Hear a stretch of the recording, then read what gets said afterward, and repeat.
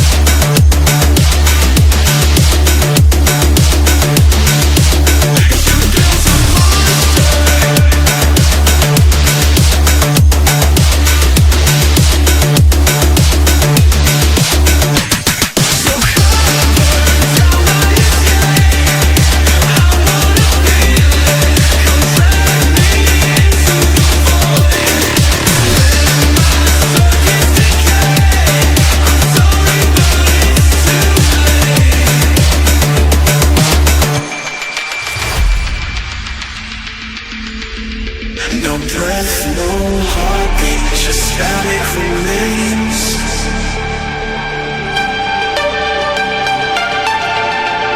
Hollow reflections, ghosts in the cold.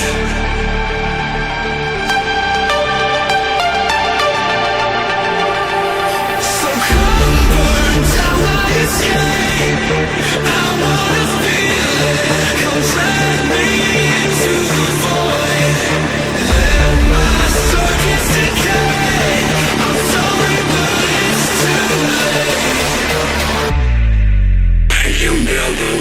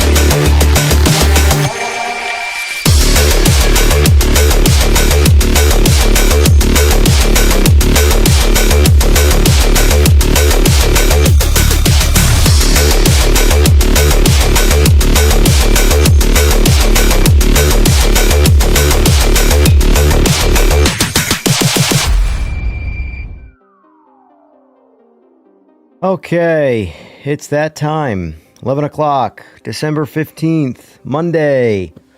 Today we are starting a online ranked, I don't want to say tournament. Tournament's probably the wrong word for it, but sort of a trial run. Essentially, I'm going to be doing online ranked in Project Motor Racing versus Rennsport, to see which has the better online ranked experience. And then after that, whichever one I decide has the better experience as of right now, Wednesday, during the daytime stream, I'm going to be putting it up against LMU's online ranked experience. And then I will be working my way to the Friday stream with the winner of that going up against ACC. Now, even though ACC is less relevant these days because it's not as modern of a title as, like, say, LMU. LMU is definitely taking away a lot of momentum from ACC. I still feel like it's kind of more of the LMU OG, and it's, in my opinion, one of the most polished ones out there right now. ACC plays incredible. It looks incredible. The online ranked, I'm not entirely sure how well that's going right now, but maybe it's flourishing. Either way, that will be Friday's stream. And then maybe next week we'll put the winner of that up against iRacing. But the problem is that I don't really like iRacing's online ranked right now, because you're forced to race cars that I don't want to race. And whereas all the other ones I can jump into, you know, fun driving class cars or more fun driving class cars and race those ranked. I'm not forced to drive an MX-5 or a go-kart of an old Formula car. So we'll see how that goes. But for now, we're going to be jumping into, I don't know, chat. What should we do? Do you want to see Project Motor Racing first, or do you want to see, what's it called? Rennsport. PMR or Rennsport first? What would you prefer to see?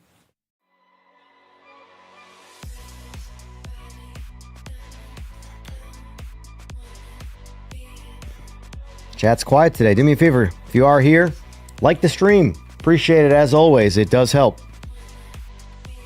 I'd say subscribe, but I don't like asking for that. You're going to do it or you're not. Walter says Rennsport. So we got one for Rennsport. Okay. One for Rennsport.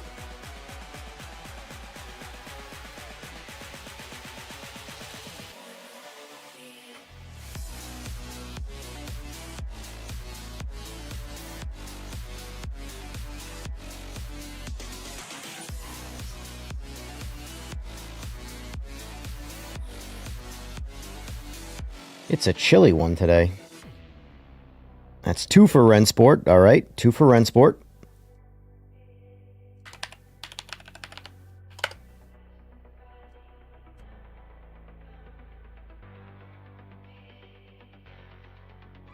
One for PMR. I'll let this go for a few minutes, see where the curiosity is.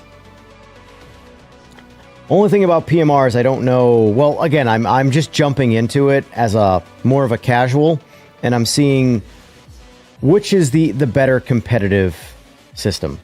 You know, you can't always compare based off of the exact car. This is just going to be what the experience is.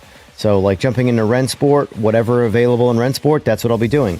Jumping into PMR, whatever's available in PMR, that's what I'll be doing. You know. I mean, I am going to try and stay out of the MX-5s because they're just not for me. But some people love those cars. So I'll leave that up to you.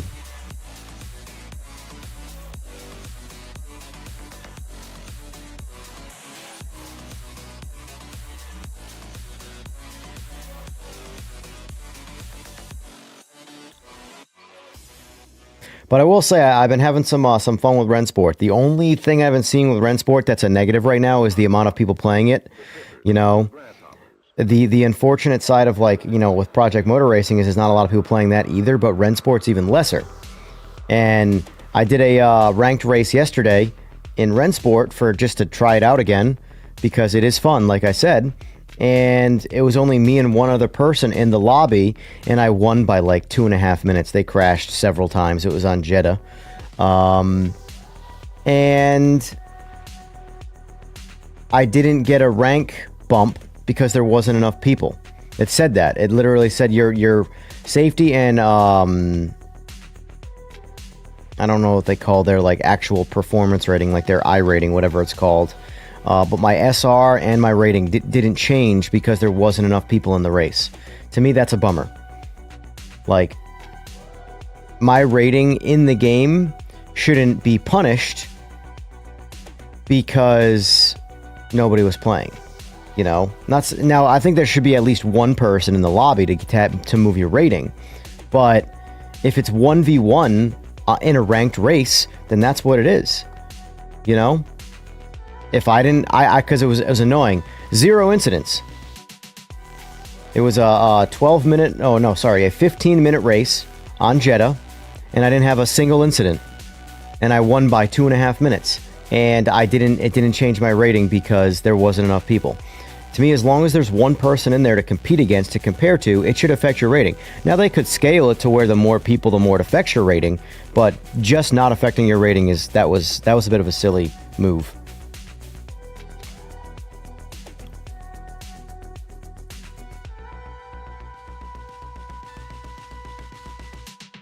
Hernando, love PMR. What is the new Porsche trophy race? I don't know. We can probably check that out. Walter, out of the box, which one do you think has the better FF? I assume you mean force feedback. They're both good. I'll be honest with you. I'm not a force feedback snob like a lot of people are, where they chase these micro details that, I don't know, what for. I do think Rennsport, their ABS, they put a lot of ABS into the force feedback, and it does feel really good. PMR does it too, but it's a lot lesser. I think I would say Rennsport might have a slight edge in force feedback, a slight edge, because I think the rumble strip, stuff like that, is a bit more consistent. Whereas I feel like in PMR, it's a little sometimes the rumble strips work, sometimes they don't. It's very strange. But ultimately, I would say both of them have good force feedback. Now, I'm coming from an 18 Newton meter Alpha EVO Pro wheelbase, so I wouldn't be comparing it to like the sub 10 Newton meter bases when it comes to overall the force feedback differences, you know. I will say of the Le Mans Ultimate, Project Motor Racing, and Rennsport, I think LMU has the worst force feedback. It's just lesser. There's just less in it, you know. All right, so I'll jump into a Rennsport race. Maybe we'll do a couple, and then you know, we'll go from there. Steve P, I revisited PMR and Rennsport yesterday. To me, Rennsport is the better game. So I think it's a better GT3 experience. But I think it needs a lot more content to really sort of start getting some traction. Because for me, at the price point of Rennsport, although I like driving in Rennsport better than LMU,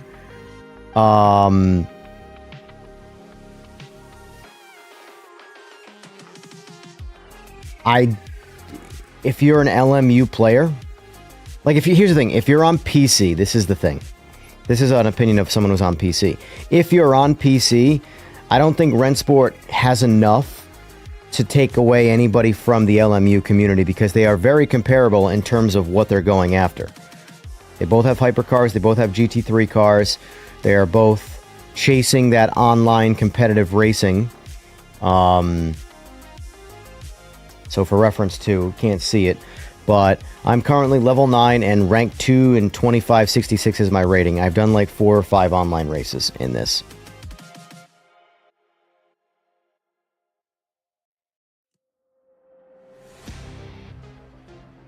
So wait, you think LMU has worse feedback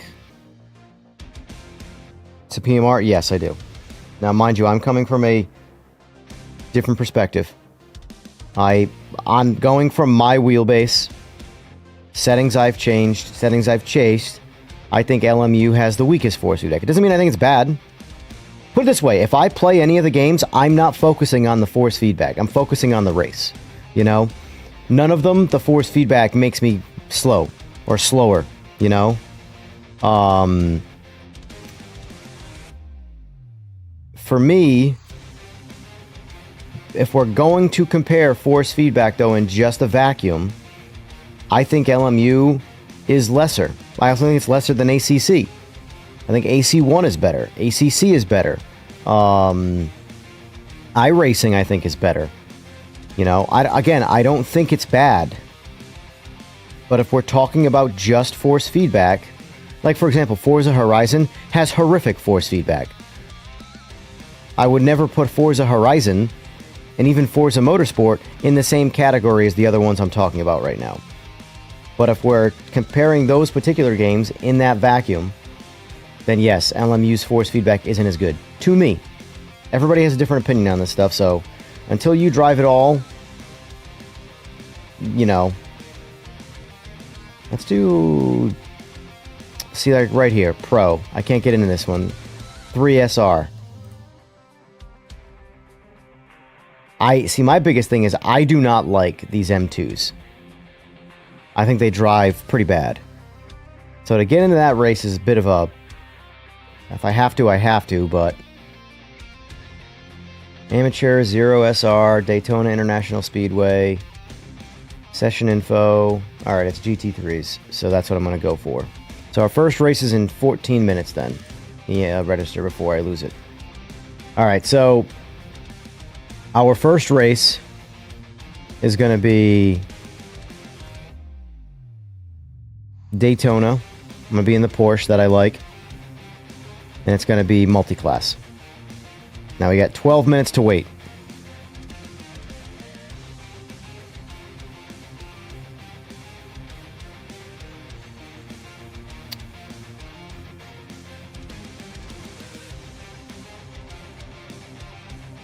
How is the feedback on the brakes in Rennsport? I did hear on consoles it feels a bit arcadey. It feels fine. I don't know the obsession with like people wanting to call games arcadey versus like but like here's the thing.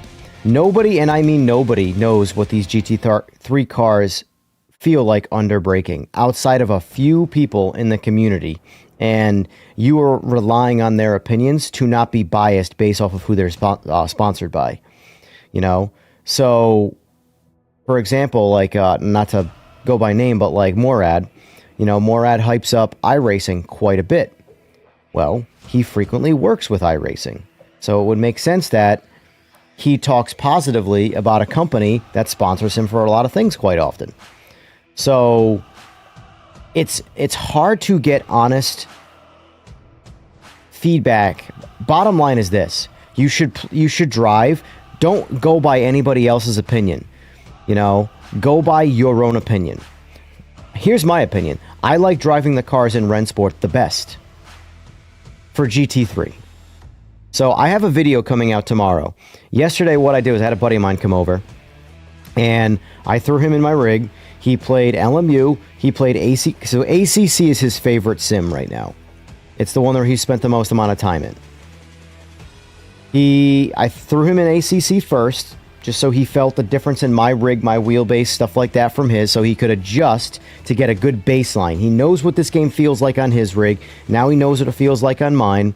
So now he decided, or we threw him into LMU next. Then we threw him into Rennsport, and then we threw him into Project Motor Racing. And then we did a supplemental test for Project Motor Racing where we threw him in the 787B and put him on the H pattern. Because in my opinion, I still think it's a disservice to Project Motor Racing to put it in the vacuum of comparing it to GT3 cars. Because I think where Project Motor Racing ultimately shines is the old cars.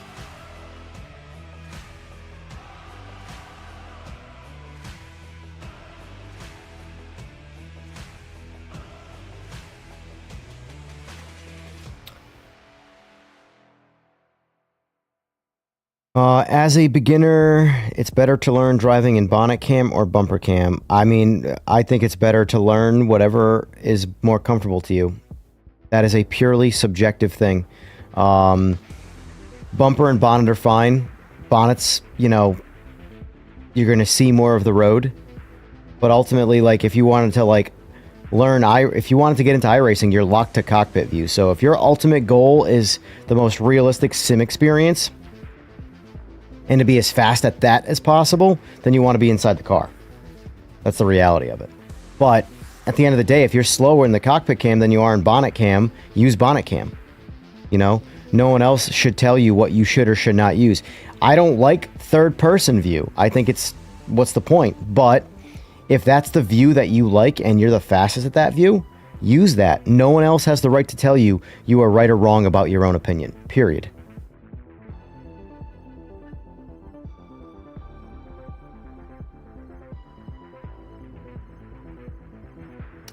I'm on PC. Think Rennsport will be better than LMU going forward. I tried to like LMU, but just can't. Cars seem to handle weird. That's my biggest complaint about LMU is the way the cars drive. By drive, I mostly mean grip. I don't like the rear tire grip. I don't. But we'll see. Rennsport's got a lot of work to do, but I think they're in a good place where they're at, like, they're sort of in like the bottom and they're healthy and they're building. You know, so I don't think this is any like time. I don't think this is ever going to do any damage to LMU. I just think that there are enough people in the world that, as you would say, there's an ass for every seat. There's going to be people that like playing this more. However, where this game has a potential advantage over LMU and where they can work towards is that this is on console right now, and LMU wants to go to console. So if this game can build up a lot of content and a lot of momentum, like look, right now in this lobby, I'm the only PC player. So as of right now, and when it comes to PC, this is not the game people are playing. This is a console game, you know? So that's 1, 2, 3, 4, 5, 6, 7, 8, 9, 10, 11 people right now that are not playing LMU. And if this team can build this game up and get it, you know, kind of snowball rolling downhill type momentum, LMU is going to have to work its ass off to take away from them. You know, right now everybody's focused on is LMU gonna, or is iRacing, Jesus, is Rennsport gonna pull from LMU's customer base? Well, the reality is they don't have to, because they have consoles, and LMU is not on console yet. Thank you for the sub, Hernando. Appreciate that.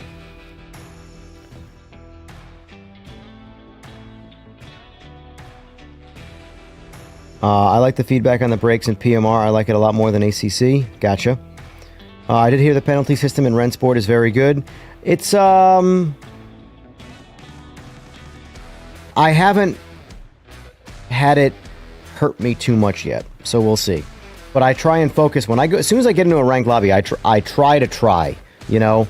I don't want to hit people, but I have gotten hit a lot more online in ranked play than I've done the hitting.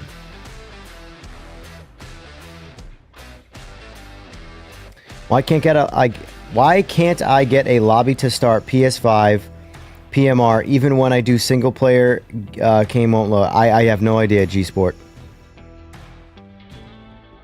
I was just playing it yesterday on PlayStation as well and never had an issue.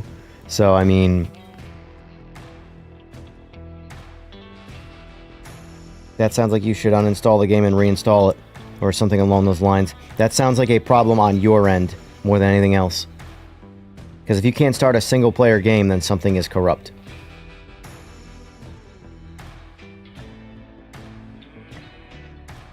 But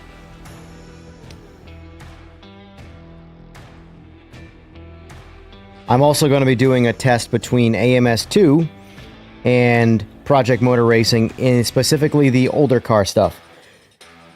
Like, which does Group C better? The problem is I don't think there's going to be a lot of people that care about that, because if people truly cared about that, that would be the focus of Project Motor Racing and not GT3 cars and hypercars. But yet that's all anybody wants to care about is GT3 and hypercars, because it's the popular Me Too stuff.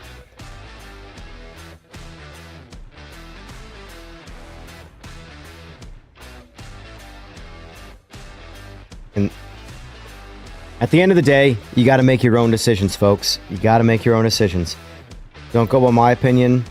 Don't go by the bigger YouTuber opinions. Just try the games. Whichever one you like, that's the one you should play. You know? My only complaint about Rennsport right now is the lack of people playing it. And now, right now, this is fine. It's during the day. But when it's nighttime, it's hard to get a game going in Rennsport. It's hard to get a game going in Project Motor Racing, too. There's just not enough people on both yet.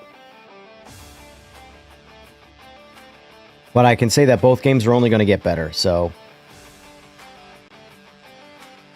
Supposedly they're adding some old cars to Rennsport in one of the DLCs coming up.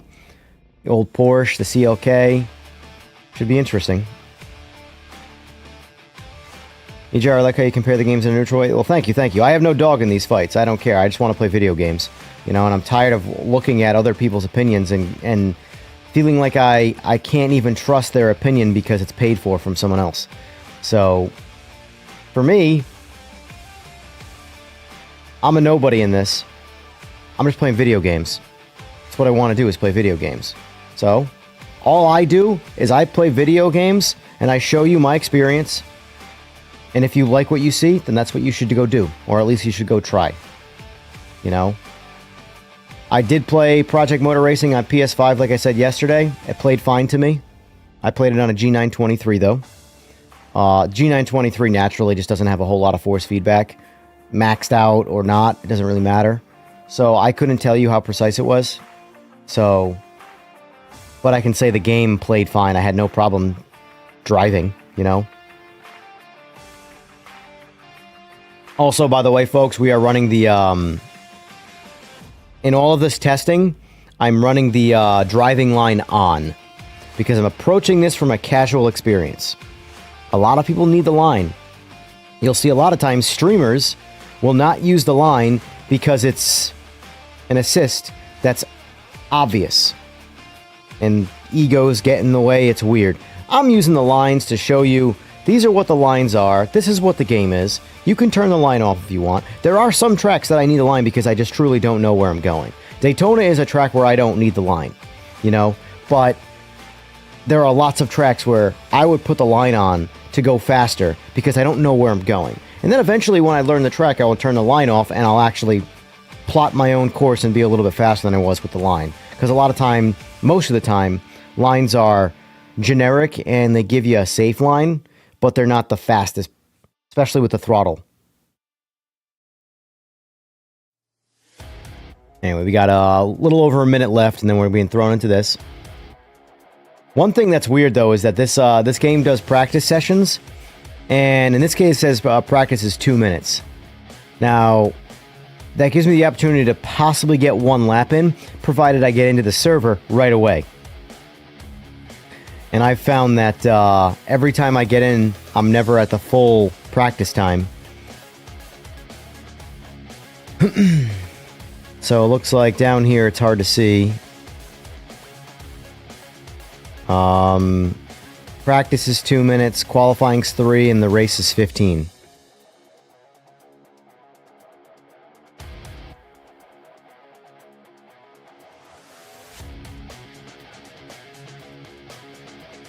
And I am the only PC user in this race. Oh no, wait, never mind. There's someone right here in front of my face. It's 2 PC people. But he's in a hypercar, so I'm competing with console players. Competing with Don Makall, SB. Sorry, I butchered your name. Dustin, Christian, Leon Cowing, and Sasha Cole. He's a German. What is this flag? Red, orange, red. Or red, yellow, red. See player card. Oh, never mind. We're not seeing his player card. Like the line because it looks like Mario. That's fine. You don't got to run it. No one has to. Most of the time I don't. I'm just doing it for sample use. Oh, I gotta, real quick, I gotta turn the volume up or else you're not gonna be able to hear the game.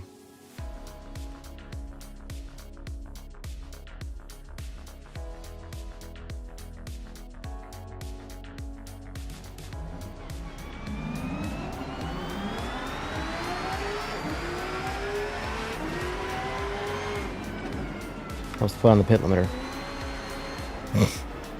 already being a bad boy, speeding in the pit. Oh boy, look at this. We got a guy who's straight up crashed and quit, trying to leave.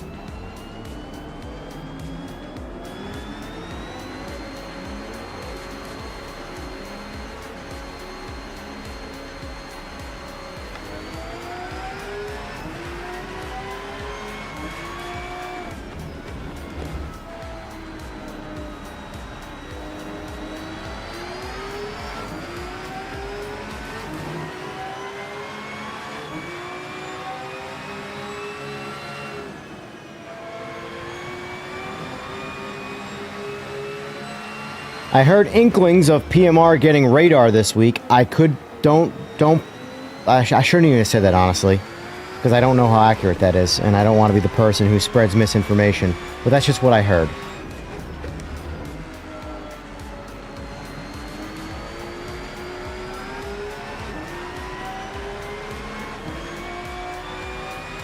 I will say, at least on this track, the line is fairly accurate in terms of like the direction you should be going. You know, you want to go low down here. It's a slightly faster line. Then go wide to get ready for your turn in over here at the chicane here. Oh, and that's the end of practice. See? What's the point of that practice? I feel like that practice is for, you know...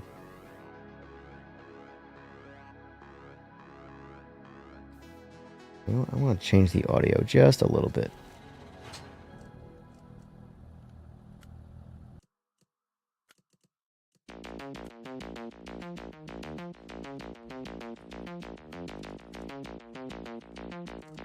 Get some actual audio here.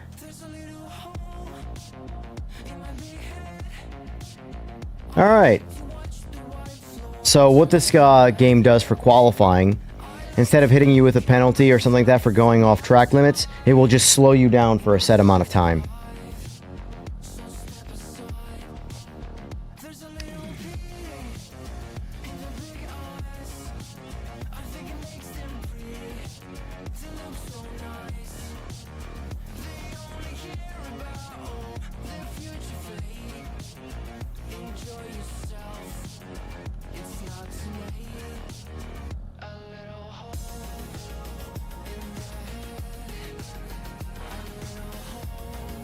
Right, here we go. First ranked qualifier of the day.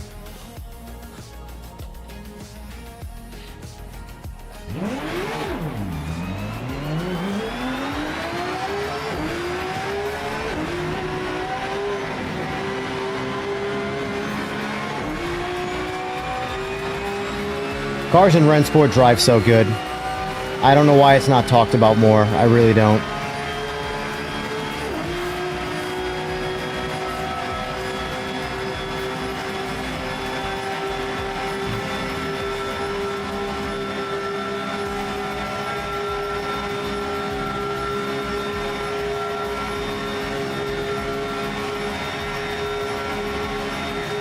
Oh no! What a noob!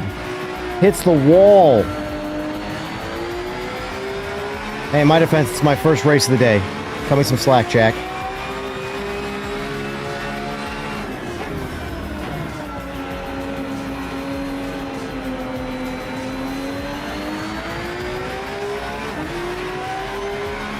Yeah, the graphics are, they're pretty sharp. Looks like it's a decent resolution. There's a lot of, like, graininess that could be adjusted with some patches and updates. But overall, not too shabby. Not too shabby.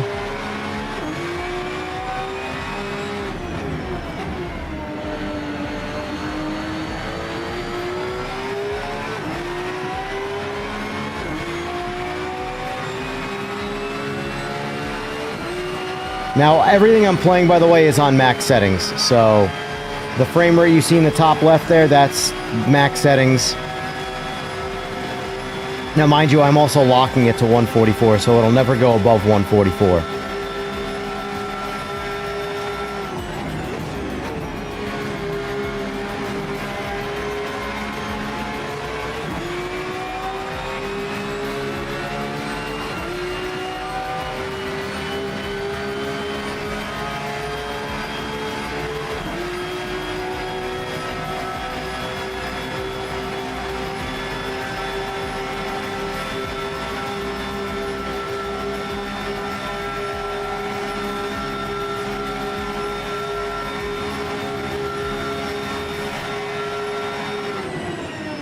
.151 or 150.1, I mean. Not my best. Not my best. Question is, where did I place in the GT? See, here's the thing. This, as cool as like the, you know, the actual qualifying is, it doesn't matter because everybody's going to crash in the beginning. So, wow. This Leon Cowing in the GT3 did 147. All right. I see you. I see you.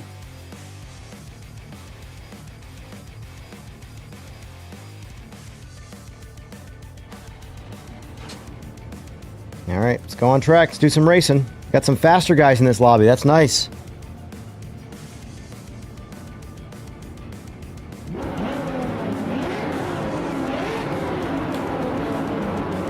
Here we go.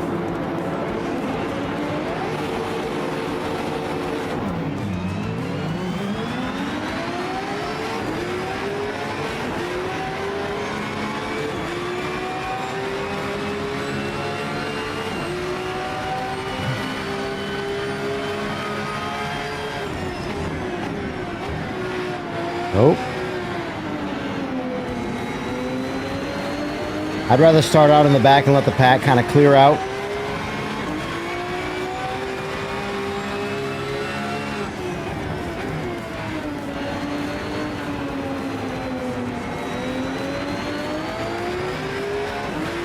One thing I've experienced quite often in this is the hypercars crashing you.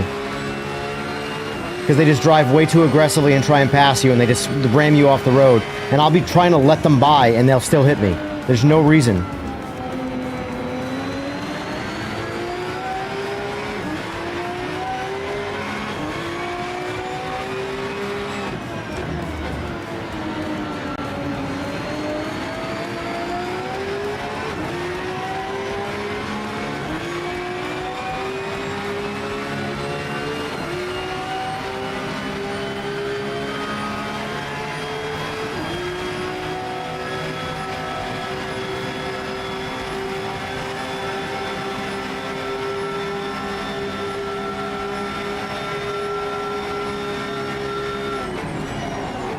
Like that. Like, what? And that, ladies and gentlemen, is why online play can be real rough.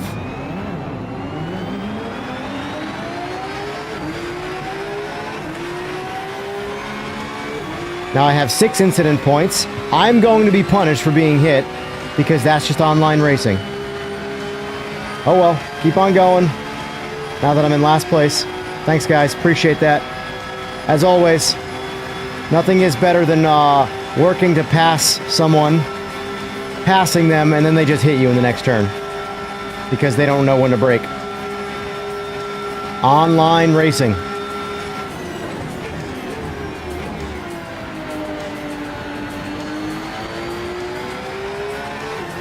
I gotta definitely gotta brake later there.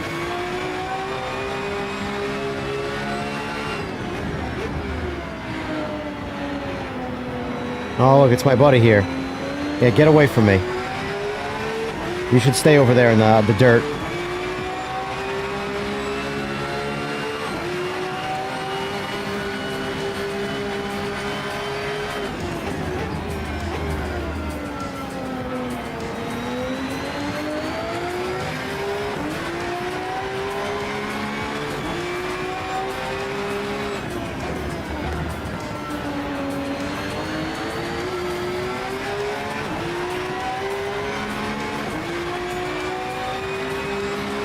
Alright, here we go. Back at it. I'm worried about that hypercar behind me. Hopefully he's a decent driver and understands that I will let him by when he has the opportunity, but just don't try and like crash me in a turn you don't need to.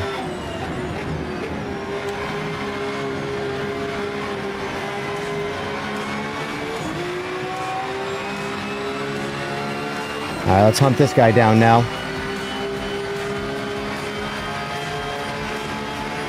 Overall, though, like, driving experience in this is quite nice. Quite nice.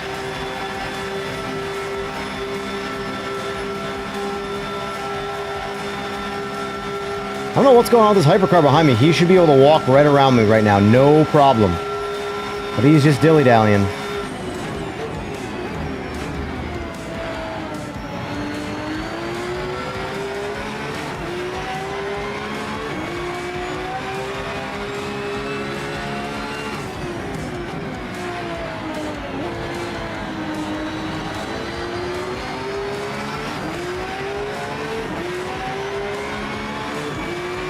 Gotta pick a safe spot to try and go around this guy.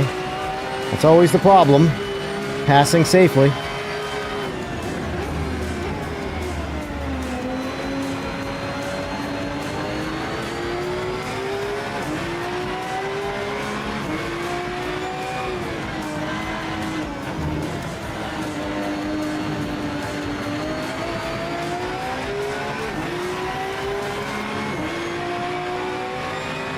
Alright, let's get in some of the slipstream here and try and overtake.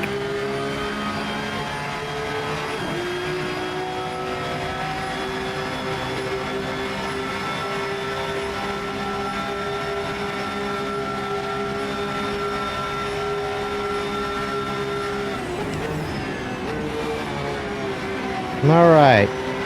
Saw that I had the optimal line, backed out of the throttle. Good job. That's called racing etiquette. Thank you, sir. Appreciate that for not just, you know, putting your fender into my quarter panel and taking me out like the last guy did.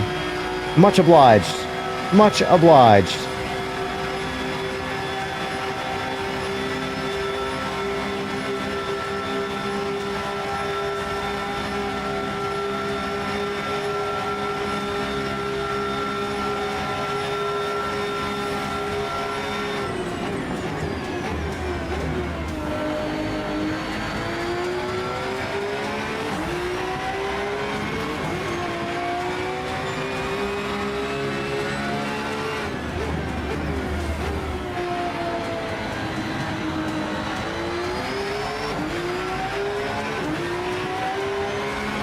Unfortunately, the pack of GT3s I'd love to be racing, unless they have some incidents where they spin out or something, I don't see me running them down. They are too far out.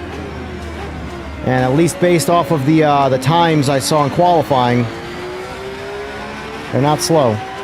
So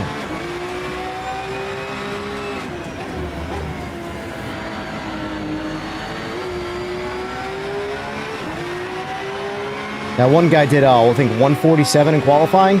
I've never gone 147 in Rennsport anyway, on Daytona. Now, I'm sure I could with some practice, but I'm constantly jumping back and forth between these sims, and I feel like in Rennsport you can definitely push it harder than a lot of other sims, and I have to figure out what that limit is that I can push to. If this was iRacing, the way I'm driving, I'd have already crashed. That would be death right there. That race is over.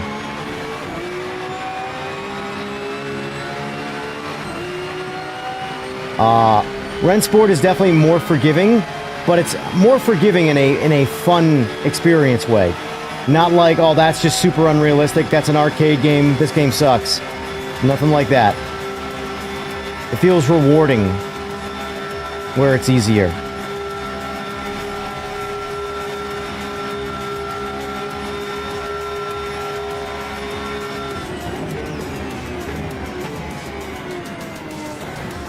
Little late in the braking zone right there. Like I said, oh, look at that. There's an incident. Oh, well. I will say, Rennsport's track limits are very gentle. I don't know if they're entirely accurate because I feel like that shouldn't have been one. But I'm not going to pretend I know where the exact spot is in terms of tire registration for track limits.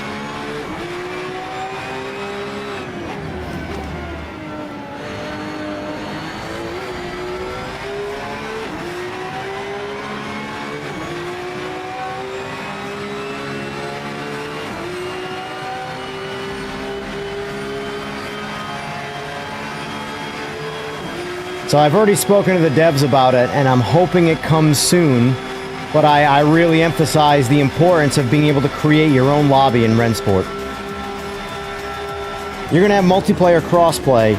It makes the most sense to me to be able to go online, start my own lobby, and people just join in and race. You know? I know right now there's not a lot of content here.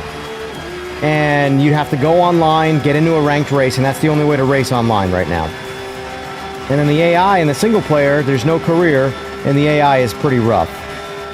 So, as far from being like a full-out flushed game, there's not a lot. However, in this vacuum of online ranked racing, which is what we're doing today, Rennsport's pretty solid. But I mean, if you're comparing this to LMU, which is super popular, well, it's the same kind of thing as LMU. Except in this, I have the Nürburgring. So, you know, that's my favorite track.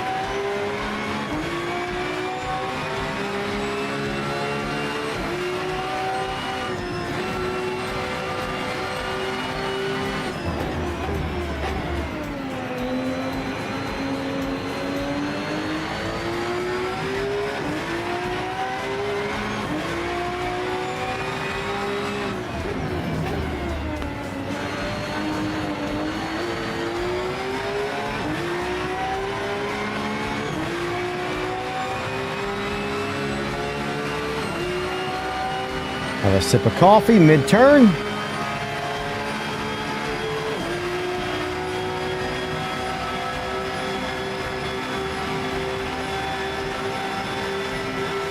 Yeah, GT7 is definitely... All right, overtake me, go, go, go.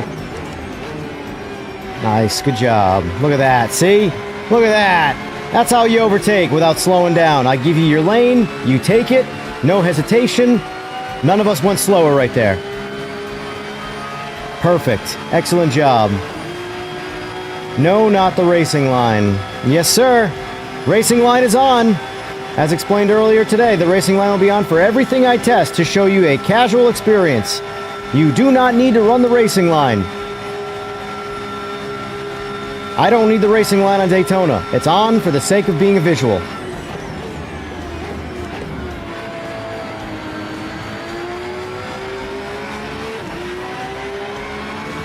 It's always been so strange to me that the racing line is so offensive to people. Not saying you're offended, Josh, but man, I've seen some people get mad when this line is on. And that's a big part of also, too, why I like to leave it on. I'm telling you, I am a very petty person. If I figure something out that really annoys people, that shouldn't annoy people, I do it intentionally.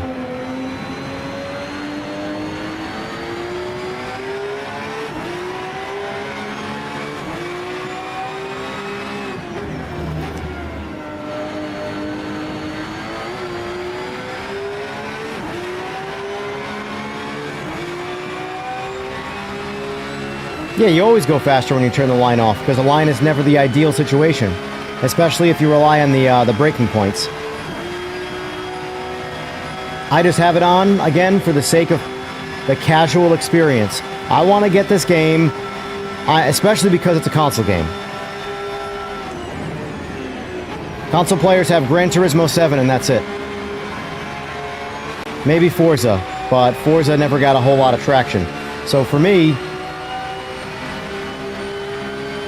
a lot of the console players who want to get into this stuff that are nervous about it and they don't know if it's going to be for them, I'm showing you the jump on in experience.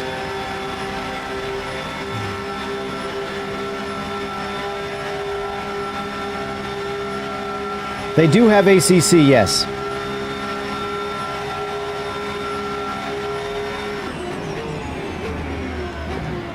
But do you have any idea how many console players who play Gran Turismo 7 who have never heard of ACC? They don't even know what that is. Because they only pay attention to, like, mainstream stuff. At the end of the day, sim racing is very niche. Very niche.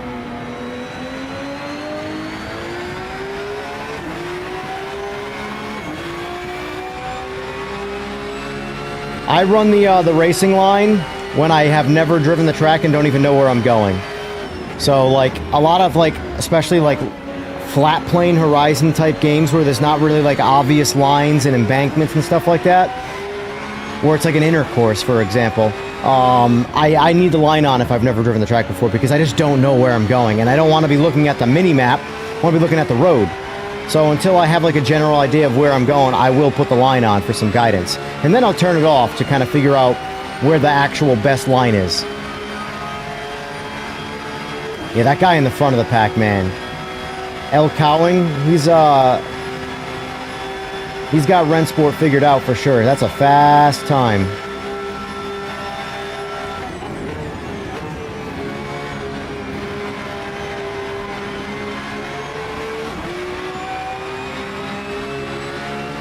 Also, too, I'm running default TC and ABS. I can lower that, which might get me a little bit more.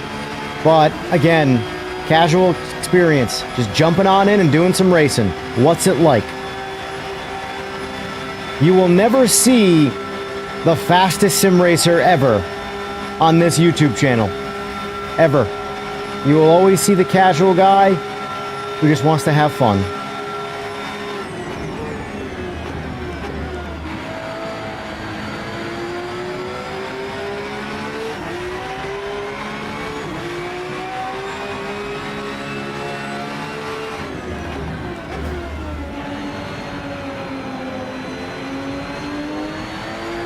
I will say, though, in Rennsport, the line is pretty solid in terms of its location. It has me, like, telling me to go in the places that I would go to if this line wasn't here.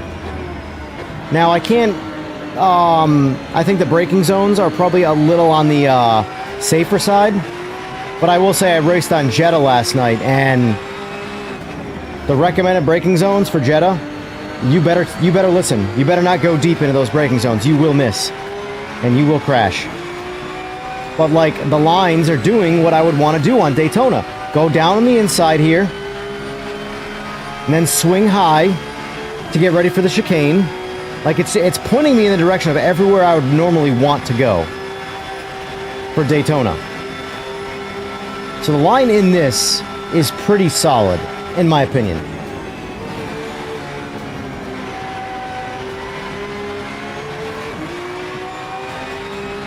But obviously Mr. Cowling up there, or Cowing, he's got a line.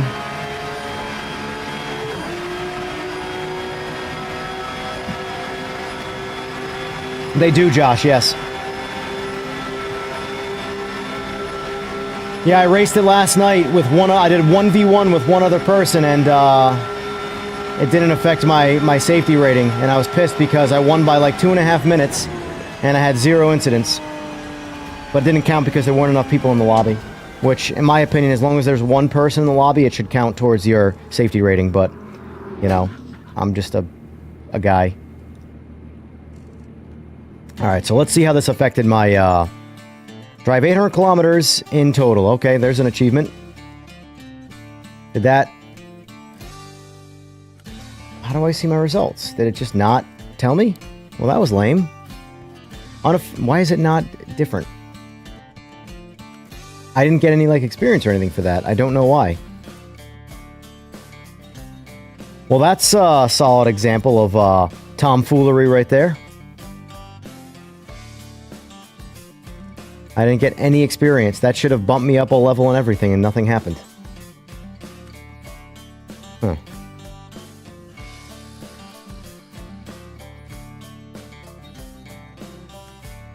Alright.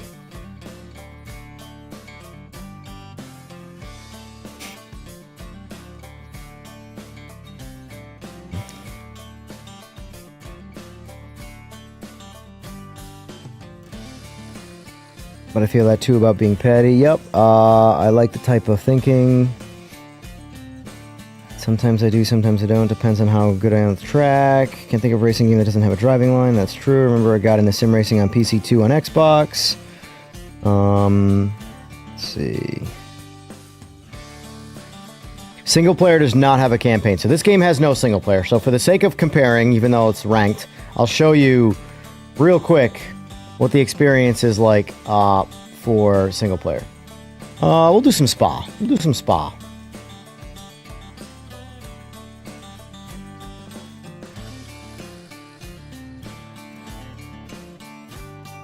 Now, well, Steve, so far it's immediately giving me the results right after the race. Like, it's not doing anything. I was 25.66 beforehand.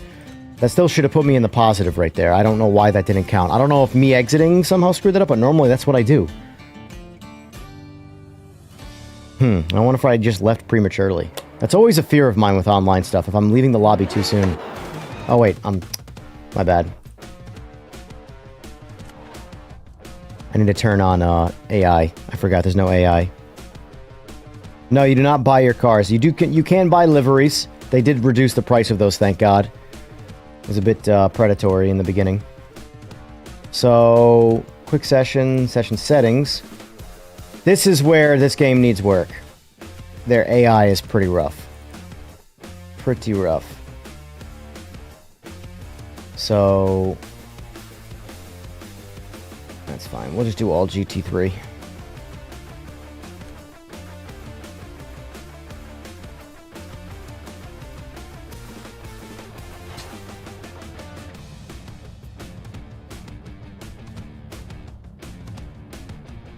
Yeah, I'll show track selections in just a second here. I'll do this quick, and then I will.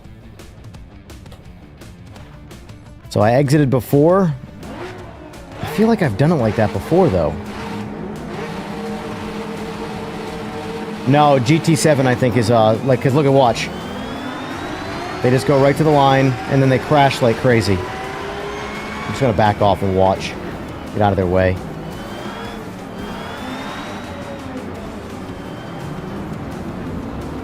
Like I said, let them all go, and then I'll try running them down. Give you a little more open view of everything here, the landscape.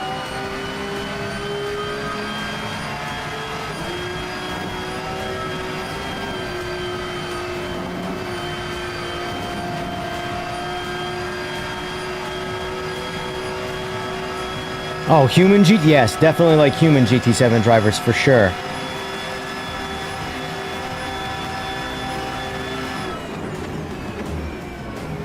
Oh, cut the track. Yep, I knew it. I earned that one.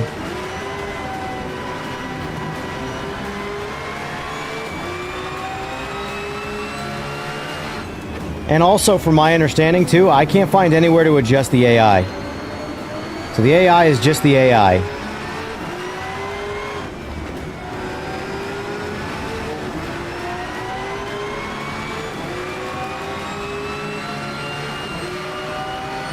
This is a mistake.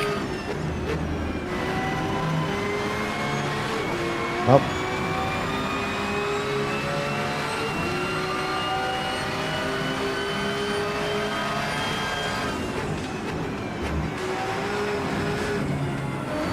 Dude, they're kamikazes, man. Like that. What the actual F? The AI in this is rough, man. I swear. Like, this is where this game really falls short quick, is the AI. They know it. They're not, like, you know, ignoring that. But, like, I'm out of this race now. Completely. Because of the, like, janky, like, side-to-side racing that they do. And there's no adjusting them. You can't adjust aggression. At least not that I can find in the menu anywhere.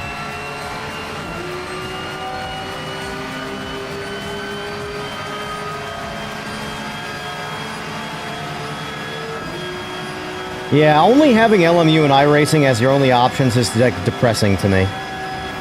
Because there's no casual fun to be had there. It's all try-hard, you know, ranked Call of Duty type shit. And I'm good.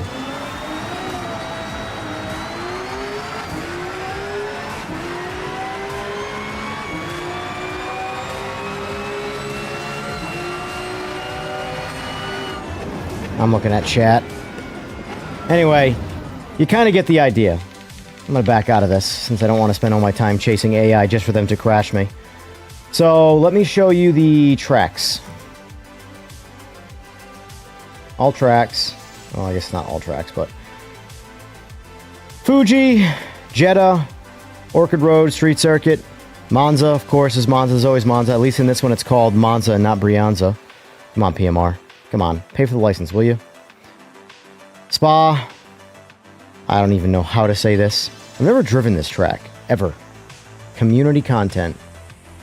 Interesting. Hockenheimring, Nürburgring, all variations. Well, this particular one is, sorry, it's not all variations. It's the 24-hour circuit or the Grand Prix circuit. They don't have just the Nordschleife. This is a custom community one. It's like a figure eight. I don't really know what you do on this without, like, demolition derby cars, because I've driven on it and it's just a figure eight. Daytona, Founders Track, which is the layout is the R of Rennsport, and then of course Road Atlanta. But this is what they have in it for tracks so far.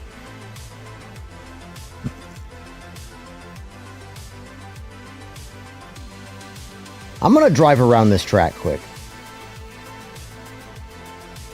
Add the chicane. Just see what this is. Yeah, I just don't know what figure eights would in GT3 cars would be for. Maybe they plan on adding some, you know, demo derby type content later, but...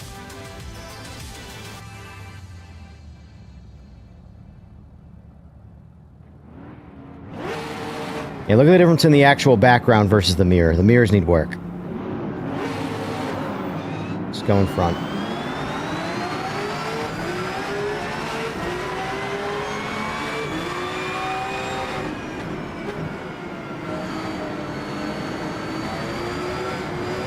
Some nice looking scenery though, I'll say that.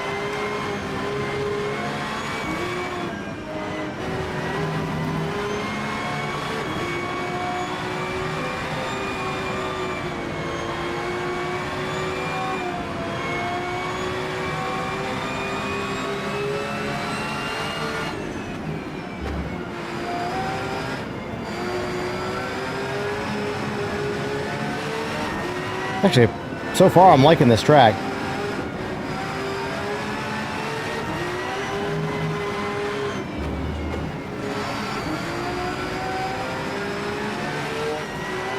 This track feels like a Gran Turismo track. Like I know Mission X is just a literal straight, but it has that same kind of like design concept to it.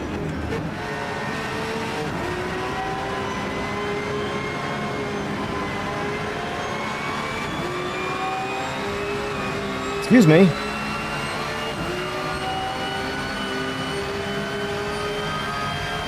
Like that.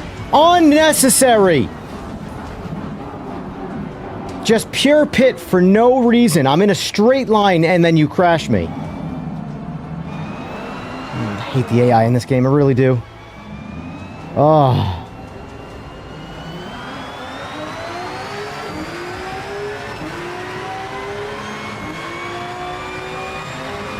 Oh. No, there's just skins. The only thing, once you buy the full game, the only thing that you can pay for is skins.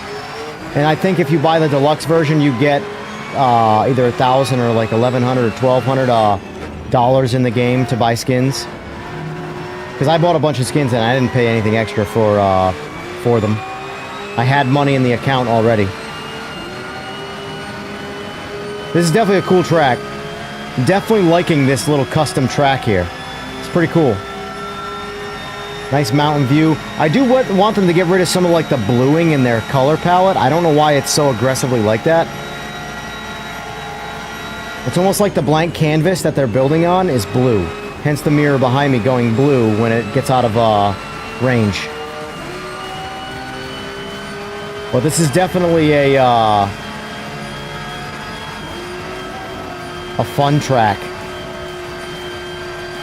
Like, I'd rather honestly race on a track like this, something that I have zero experience with, that's a lot of driving, but with obviously not shitty AI, but than a track that I know like Daytona. Daytona's a boring track. Like, it's fun to race competitively, but it's ultimately pretty boring. Not a whole lot going on. This is a lot of fun.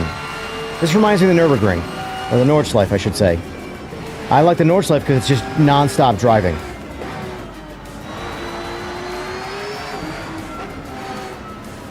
Like, I haven't completed a lap yet. This is still my first lap.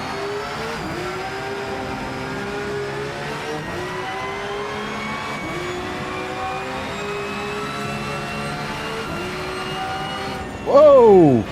That's an interesting one.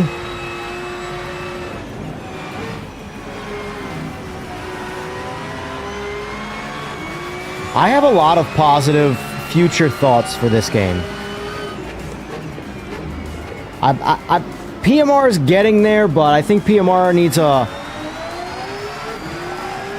need a little bit of time to get out of this rough starting patch that they're in. Between patches, some good work sentiment, stuff like that. But so far, this is fun. All right, that was literally one lap right there.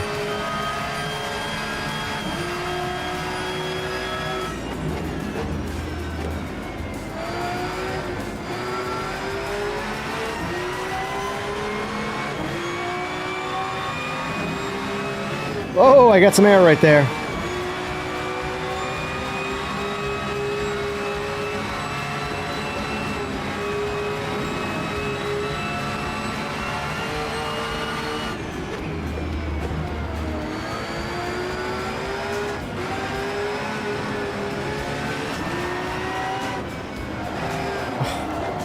All right, you get the idea. I can't, the AI is just... They're slow when they should be faster, and they're reckless in the straights, and... But anyway, we'll do some more online racing. For now, I'm going to jump into PMR. But this game has a... Actually, let me see what's on the menu first. Let me see what's on the menu first before I switch over.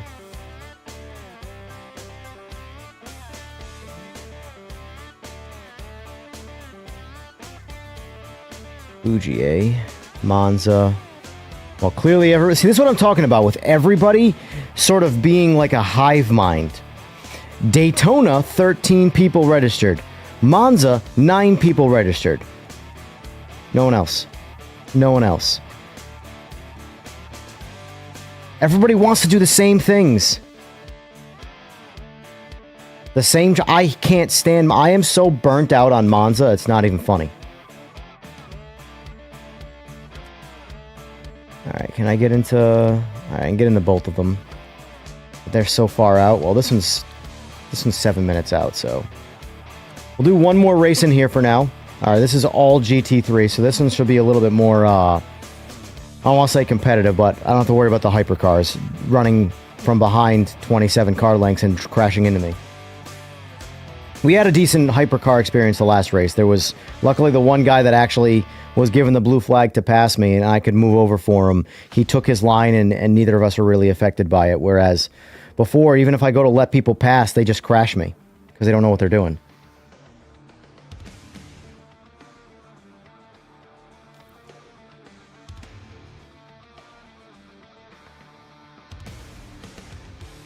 I might have to buy this game for that track. Foy, I think you'll have a good time with this game. It's the polar opposite of iRacing in the sense of, like, when I am playing iRacing, all I'm thinking about the entire time is my tires. I can't stand that. Because you're not paying that much attention to your tires in real life either. You know? In terms of the temperature of your tires. Because in real life, you can react to what the car does in real time, and that will tell you if your tires are warm. Where in iRacing, you have a temperature gauge, you know where your temperature should be, and until you get there, you're on ice. You can barely push. It's so frustrating. In this game, your tires, I mean, so far that I've seen, your tires start pretty warm, and you just race. You know? And I know it's not for everybody. A lot of people want the technical details of the iRacings and stuff, but when the real... Like, I saw a post a couple days ago about, do you guys value realism or fun more? And the average person says the more realistic it is, the more fun it is. So, that sentiment, I think, is, like, sort of hurting the overall experience, because people don't know what real is. So...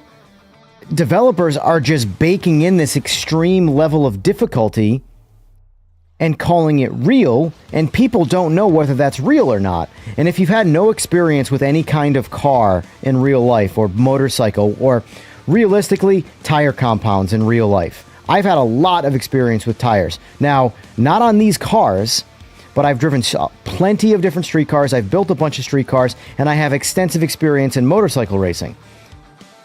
I can tell you that if it's a summer day, just a summer day in real life, and it's a sunny day with no overcast, the tarmac, the concrete, the asphalt, whatever you're racing on, is piping hot.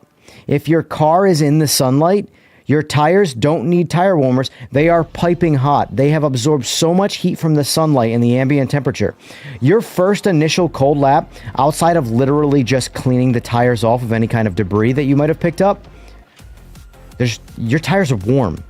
They are very, very, very warm. You will have an insane amount of grip on a quote-unquote cold lap.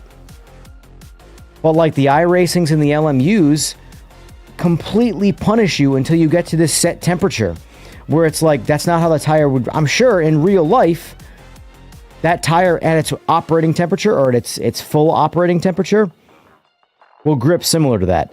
But this cold tire model of like, oh, your tires are cold, so you have zero grip, is not real. You have way more grip than that on a cold tire.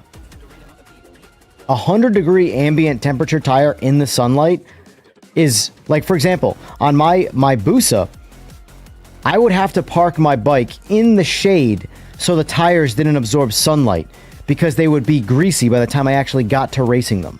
They were too hot. I would have to check my tire with a thermal gun to see what the temperature was before I even started a race. Because if they were too far over ambient temp from the sunlight, I knew I was going to spin. They were too hot.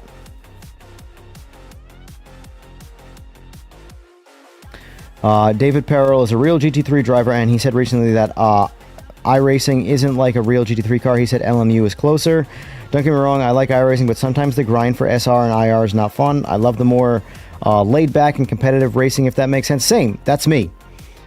Having done enough real racing in real life, whether it's for you just street cars, race cars, motorcycles, whatever it is, either way, I have been racing real things in real life for over 20 years. So while I don't have any real life experience with GT3 or hypercar stuff of any kind, I know enough about tire compounds to know that I'm just being punished in this game for the sake of calling it difficult and blaming it on realism. It's not real. I just want to have fun and enjoy this, and it's exhausting. Like, I put my buddy in this rig yesterday and had him do some laps in the 296 GT3 Ferrari. I told him, like, you got to get your tires up to at least 160 degrees in this Fahrenheit before this car starts getting any level of what you would think is realistic grip. If they're anywhere near ambient temperature, you can't go around a turn like you can in a regular car. It's ridiculous. My real life Focus, which, by the way, for a daily driver, I drive a Focus ST, a sports, in quotes, hot hatch. On all seasons, I have better grip than the GT3 cars in iRacing on cold tires. I'm sorry, my car in no way grips like a GT3 car. Not even close. Why is this even having this conversation right now? You know? It drives me nuts.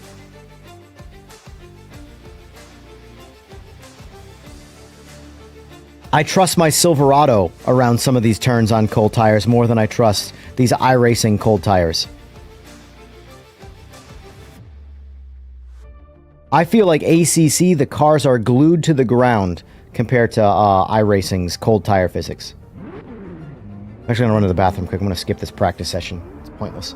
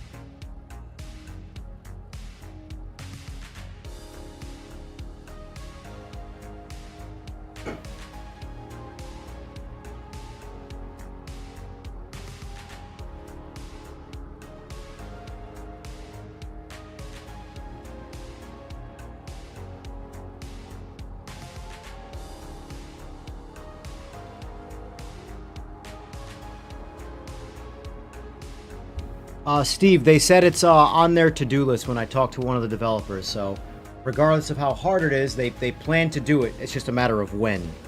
But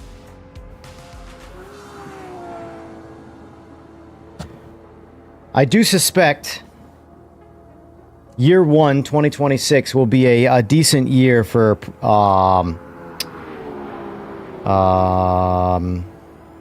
Rennsport. I think it'll be a decent year for Project Motor Racing, too, as well.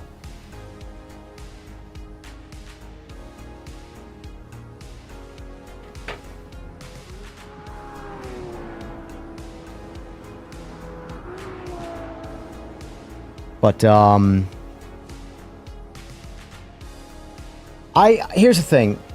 it's really, I know people want these games to be good and they're in kind of like a hurry for them to be good, to their level of good, but like,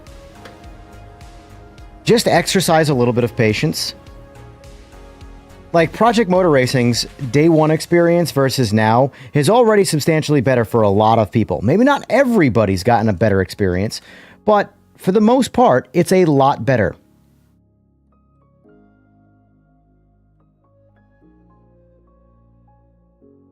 I have fun with it.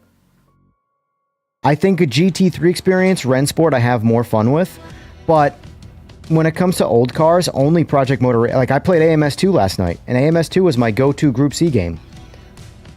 Project Motor Racing's better. I enjoy it a lot more. And that's saying something, because, again, AMS2 was my go-to.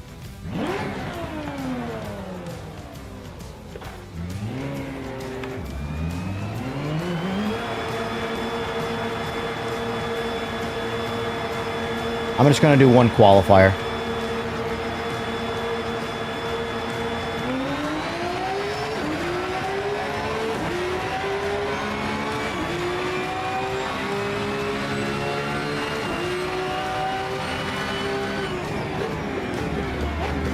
Well, that's an example of you can't abuse that braking zone. You have to. You cannot go deep at all in that braking zone. Now, you could argue my tires are cold, but this game is the opposite of iRacing. You have really, really, really good cold tire grip.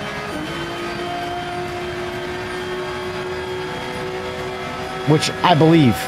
Because I don't know about you, but I don't see any snow on the ground or any frost. You know?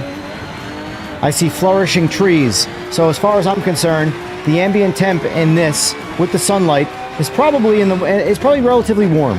I'll say that.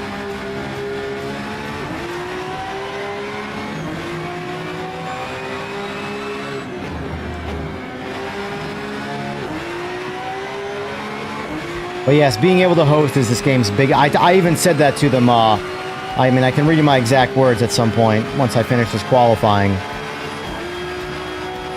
But being a cross-play game and console, being able to host would be huge.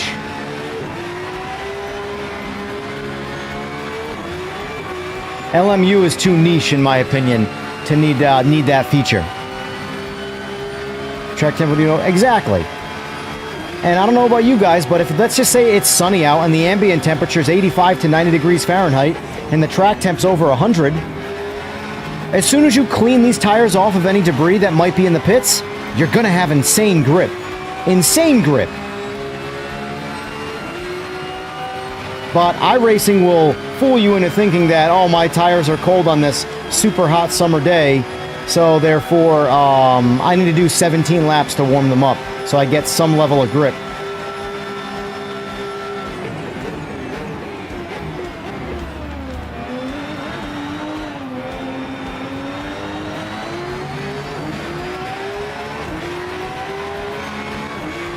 Force feedback in this game really is good.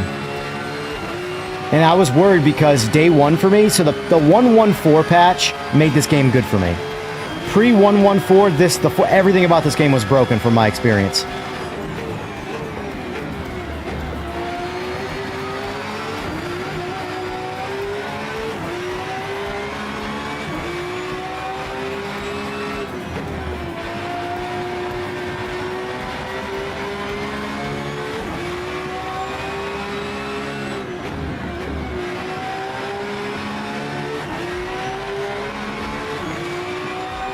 But this game having a lot of grip also makes you have to drive more aggressively if you want to pole well. That's my problem. There are so many games that I play that you have to drive more cautiously that it slows me down in Rennsport.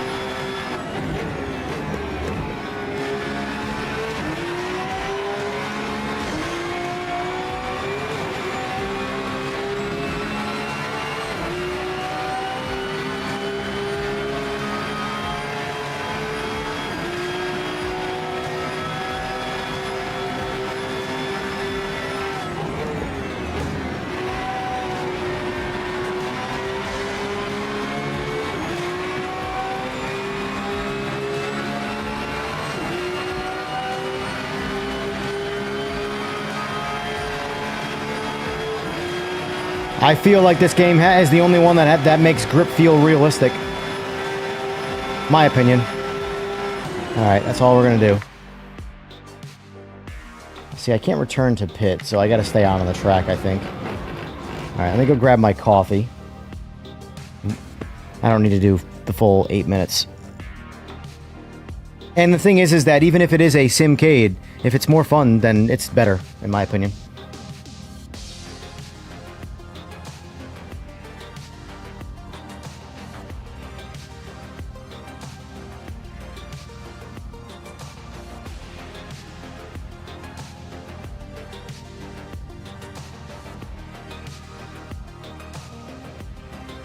One thing I've learned that humans tend to do is they fixate on like what the popular thing is as that being what they have to do. So like, let's just hypothetically say if Rennsport is more fun to you than iRacing, but iRacing is more of a sim and that's cooler, people will discredit the game that's more fun because it's less of a sim. And they will want to be better at the one that's more of a sim. So they will punish themselves and have less fun, which in my opinion in life, it doesn't make sense to do things that you don't think are fun. I don't get it. Like, I'm sorry, let's be real here. Video games are not supposed to be a job. You are not going to be the next greatest GT3 driver. If that's your goal, I can already tell you you're not going to be, because the people who end up pulling that off are the natural talents that are just so gifted, they don't even know they're going to be the next best thing. But ignoring that, you're playing this to have a good time. Period. Whatever the game is you're playing, the goal is to have fun. I'm 38. I've had some conversations with some younger people that I'm like, you haven't lived enough life yet to realize how wrong you are. This is not a full-time job.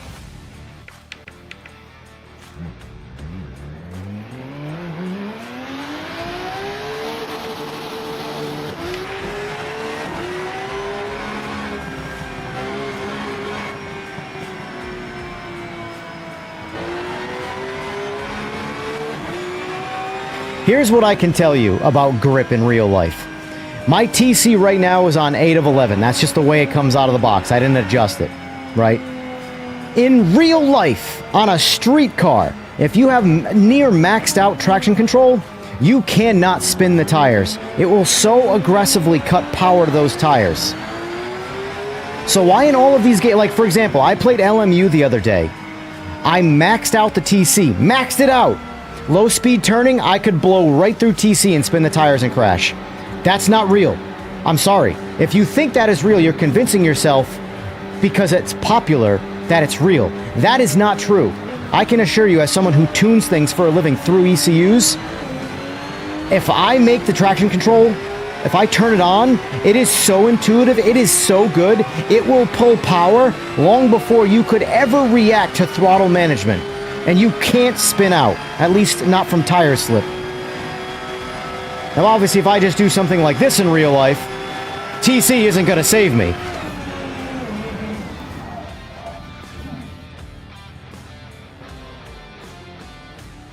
Ain't no amount of traction control and ECU going to save me from just being a death driver. At least we know it's got auto flip technology where it puts it back on its 4 tires. Oh, where am I going here? Still. All these sims do this where like you have to be stopped to get it back in the drive from reverse.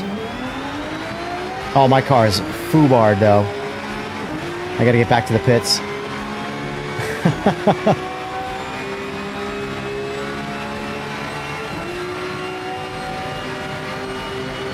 Here's what I can tell you.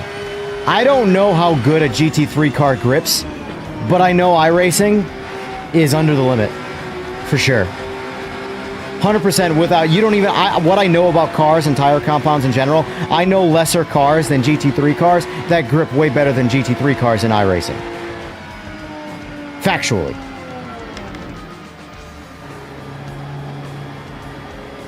Where is my, oh, he's up there. Oh, it doesn't matter, it's automatic, I guess.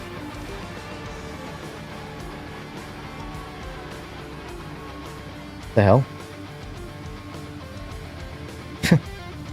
It like auto took over and pitted me, but then didn't finish the pit. That's fine. I'm only waiting for the race anyway. I actually think it fixed my car automatically. Let me check. Yeah, that's interesting. So the pit experience is not, at least in this anyway, this particular setup, this race, whatever, is not a full-on iRacing pit experience. You just go into the pit and your car's fixed. I'm sure, and that's qualifying, so it's probably not punishing you. It's probably just, all right, your car's fixed, go out there and use the time to qualify. In a real race, it will actually like put you in the pits for a time limit and stuff. All right, let me read some of these comments. There's a lot here. So we got...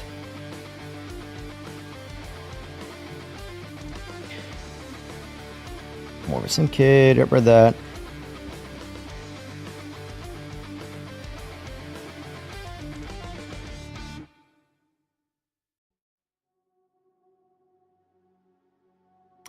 They look down on folks that just have more fun. Yeah, that's the big part of it too. Like the sim racing cult is something that I am checked out of. You know? But I also don't care.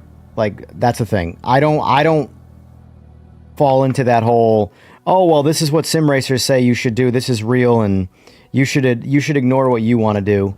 To me, I'm you know, that's silly.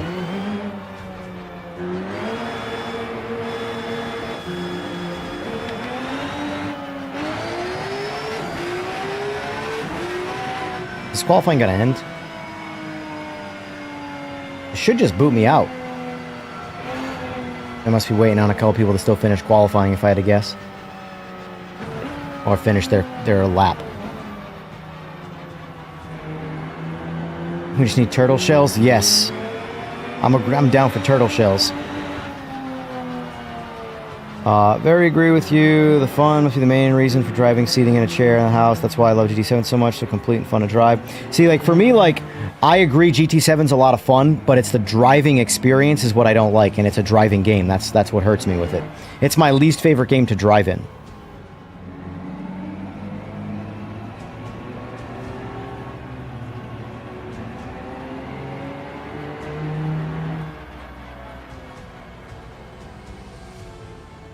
So, Steve, if you watch all the streams that are going to be coming in the next few days, I'm going to be taking whichever one of these games today I like better in the online ranked experience, and I'm going to be putting it up against LMU on Wednesday. And then whichever one is the better online racing experience between LMU and the winner of today's contest, call it,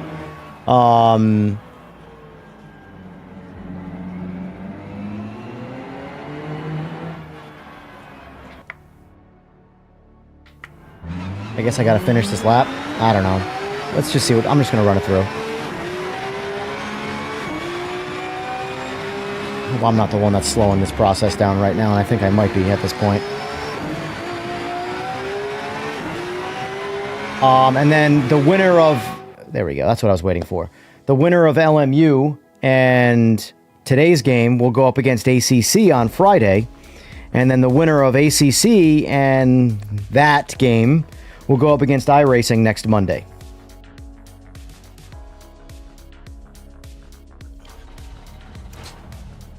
I think iRacing is a lot of fun in a very, very limited, like, scenario. The cold tires for me check me out of so much of it, and that's a problem for me. You know? And unfortunately, every race starts with cold tires.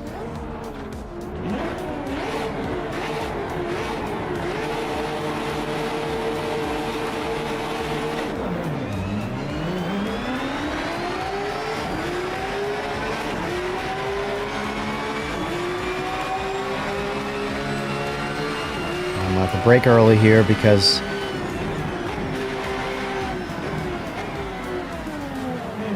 alright, here we go. This is always the most reckless part. Hey, look at that. Not too shabby. Not too shabby, online people. Not too shabby. If I can tell you, if that was Rennsport's AI, if there were 12 people in the race, 47 of them would have crashed.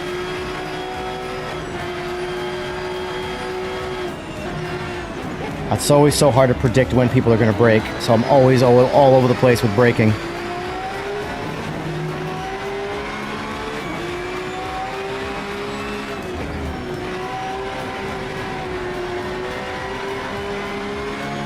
Seems the Porsche is pretty popular.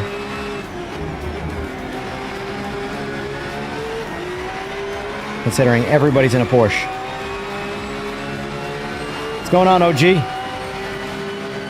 Or O'Miley, I believe, is your name.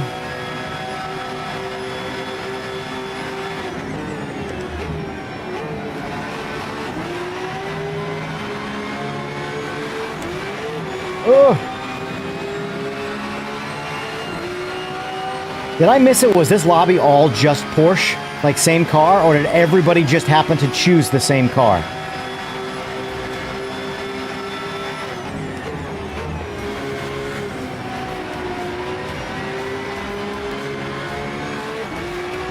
I'm gonna turn TC down a little bit, as they're sitting on it a little too aggressively, in my opinion.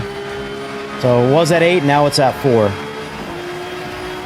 I know what I like. ACC is the only game that I've really dialed in where I like TC on GT3 cars.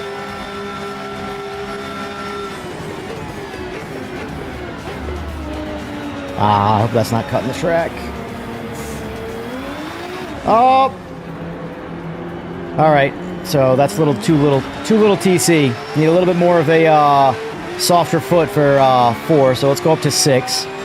I'm trying to find that limit where, like, I can comfortably get in the throttle, and it's not, like, completely killing my power.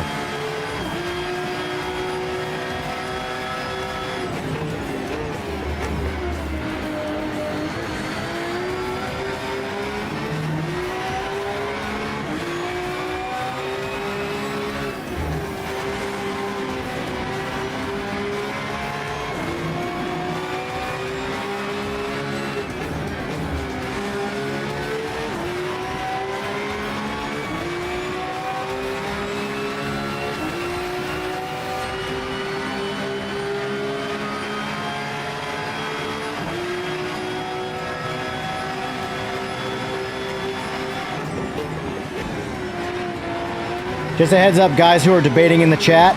I don't care. More than debate, the merrier. But just a heads up. If anybody does curse, my chat bot will remove all of your comments. I have no control over that. If I want any kind of level of, bot protection and profanity protection, it's overly aggressive. It's the shoot first, ask questions later kind of moderation. I need better moderation, but it's all I got right now, so. I recommend if you are gonna, curse in chat to filter it yourself as best you can.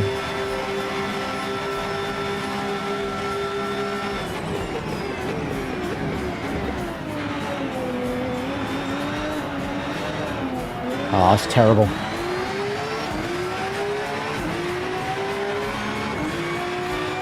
First one was the only one that was decent, and it was in front of a crowd, too. Past 2, I've invalidated myself on the first turn-in, and had terrible...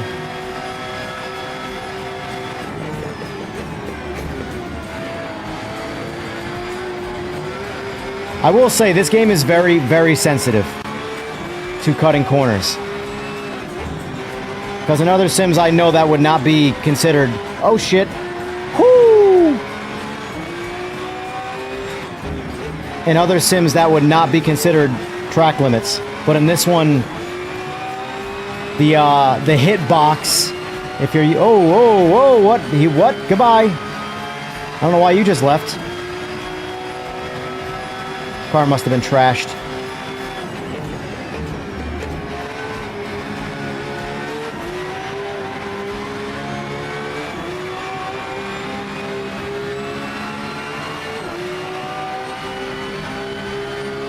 How was the graphic on consoles and ACC? Very good, actually. I think, my opinion, ACC still is the king of graphics. ACC on PC looks beautiful. It's seriously the best looking one. Like, it's better than AC EVO at max settings right now, so... You know. ACC would be my go-to for the benchmark of sim racing, in my opinion. The problem is that it's old and dated, and by old and dated I mean, like, not going to be supported anymore. Alright, let's go wider here to avoid those track limits.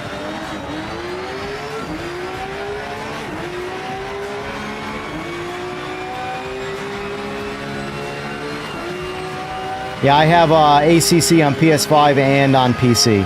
I will say it's cut down in other areas, though. But, it still looks good on console.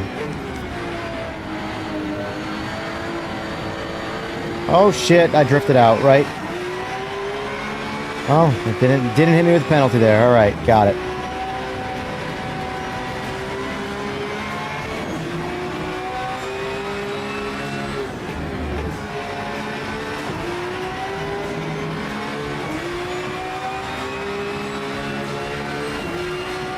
Damn, that guy up front is running 9 seconds faster than me?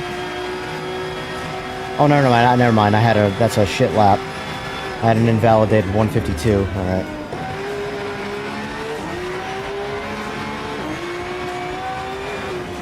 I forgot I've invalidated myself every time.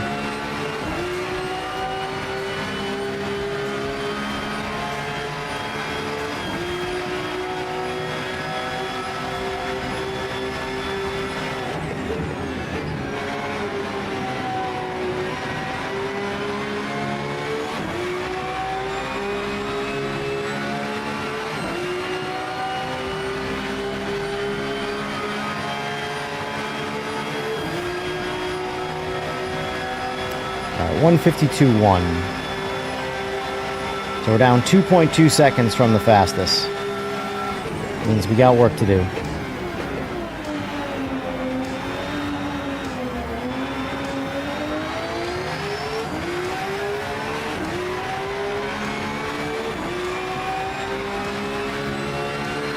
I'll respond more to chat once I'm not in a heated online debacle.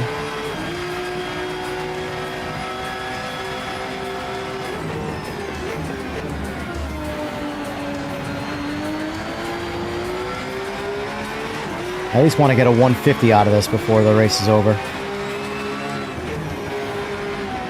I'm going to try third gear coming out of this next turn, too.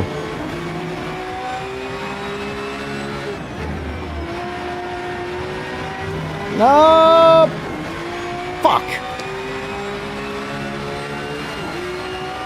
I really feel like I need the engine braking of second gear right there. But I also feel like I need the mile an hour of third gear to make that turn fast, so... Oh well. We'll get it there. Just one of those things where, like, you have to play just this to get good at just this. You have to play just iRacing to get good at just iRacing. Jumping around like I do is the worst thing for me, because then none of them drive the same.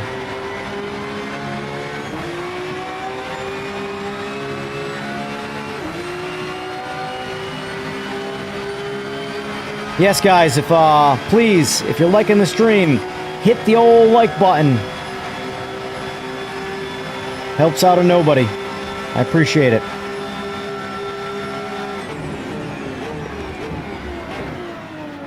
I'm that guy on PC playing Rennsport and having fun. Who knew?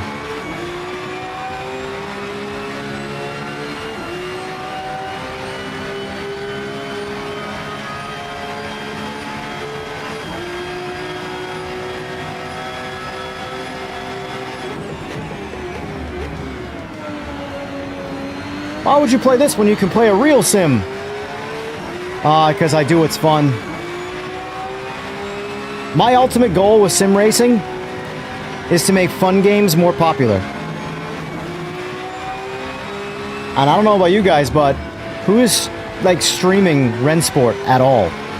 Besides like Rennsport themselves when they do their little esports tournaments, on the regular, like, how many streamers do you see doing or streaming Rennsport? I see a lot of small guys streaming Project Motor Racing, but not a lot of people streaming Rennsport. And by a lot, I mean any. And I don't know why. The game's a lot of fun.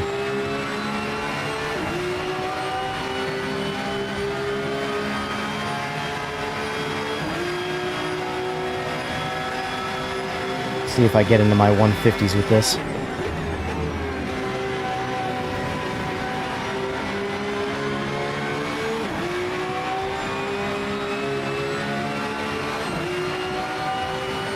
Yeah, I think we got it.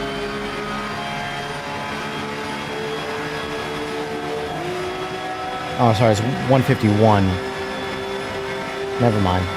Damn it.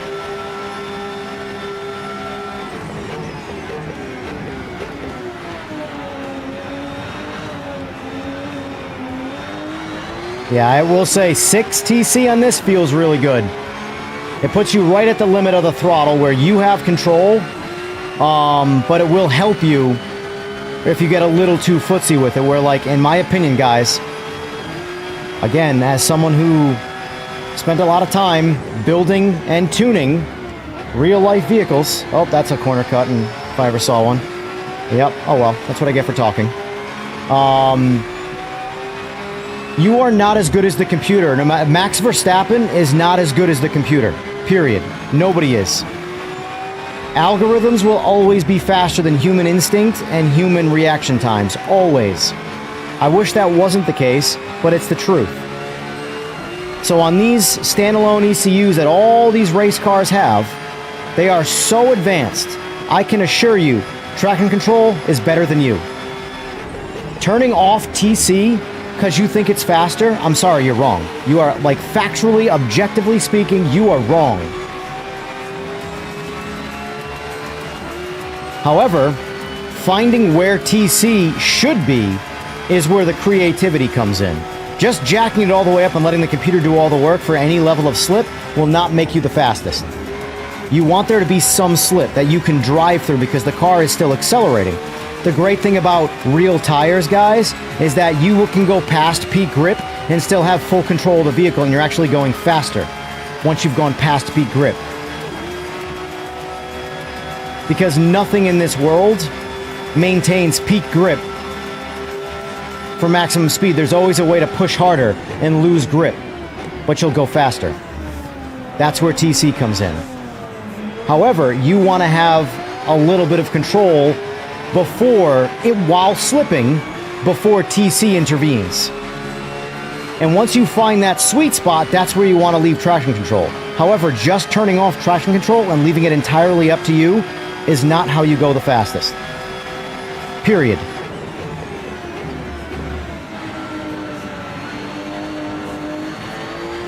F1 cars would go faster with it.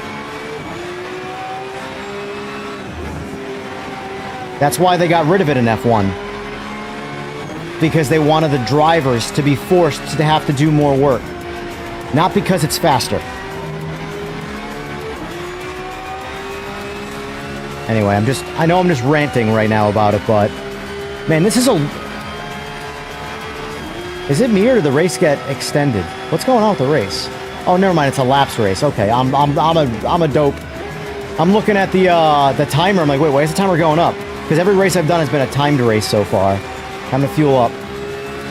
But this is 15 laps. Got it. Got it. Alright, let's go fuel up and then see where I come out of the pits here.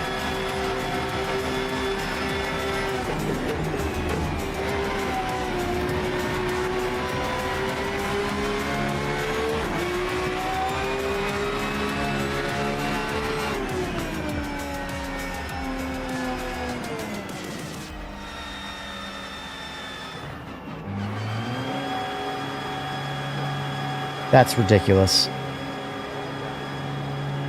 Is what it is, though. Come on! I'm just getting punished left and right now. Now I got to drive through pit because I was 4 miles an hour too fast for the pit lane, even though I had the pit limit on. I just didn't slow down fast enough. That's where there is definitely like an experience level with pitting that comes in. I got to be on the brakes harder, slowing down, coming into the pits, because I came into the pits at 41 miles an hour with the pit limiter on, but wasn't down to 37 yet. All right, so I got to remember, 37 miles an hour in Rennsport. That's pit speed.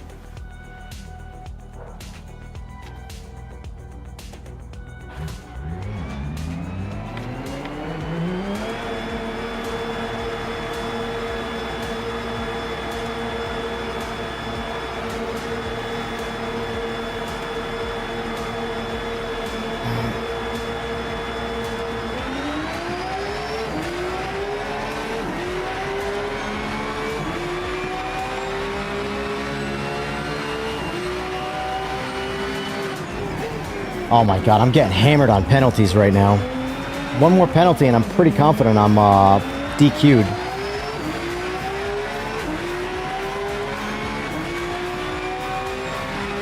That's just ignorance, not knowing what to do. But, again, I'm showing you guys the casual experience. If you've never done this before, and you just get in here, it's not like there's a tutorial in Gran Turismo where it tells you everything you gotta do and stuff. You just gotta get in here and you just gotta know what to do. Or you gotta experience it. You gotta get DQ'd to know how to not get DQ'd. And so far, if I make one more mistake, I'm pretty confident I am DQ'd. Which sucks, but whatever.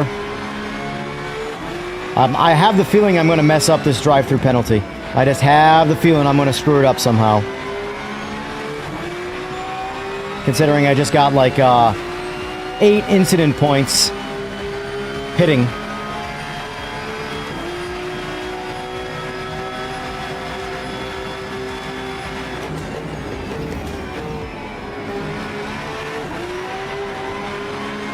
This is the importance of being able to host your own lobbies, though, with having control over the settings.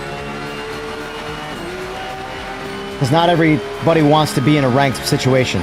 Everybody just wants to have fun, you know? Not everybody, but a lot of people.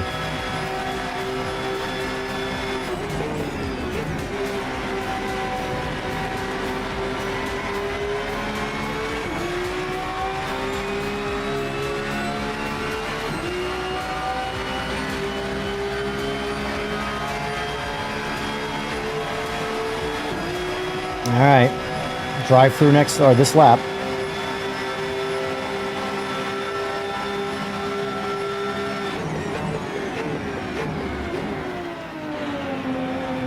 I have got a lot of racing to do to avoid one incident. Oh my god. Got 6 laps left, man.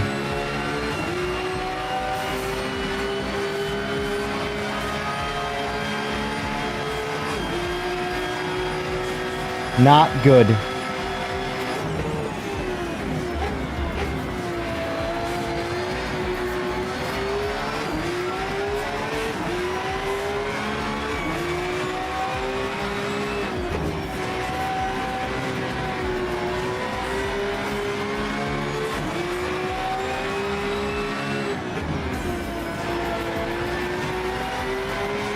This is one of those weird things where, like, I have to drive to be still on the quicker side, but I really have to err on the side of caution now, too, and not chase, like, lap times or anything.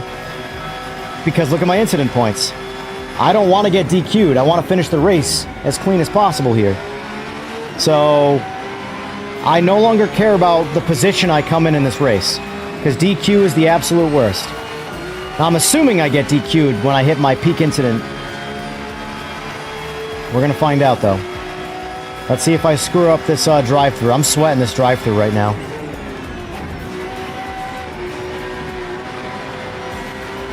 I want to be on the brakes so hard before the pits. Remember, 37 miles an hour. All right, here we go. Officially in the pits, 37 miles an hour.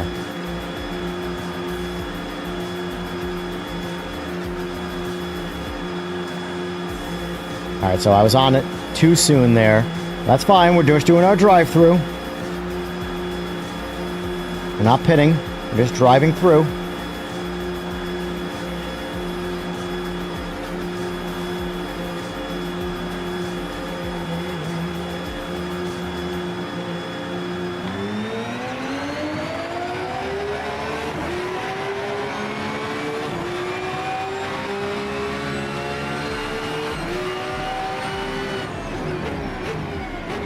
See, that's what that's ridiculous. I knew it. How is that considered crossing? So it keeps me in the race, but I exceeded the limit. How is that considered crossing pit lane? I waited till the line was at the very end, and my rear tire might have kissed the line.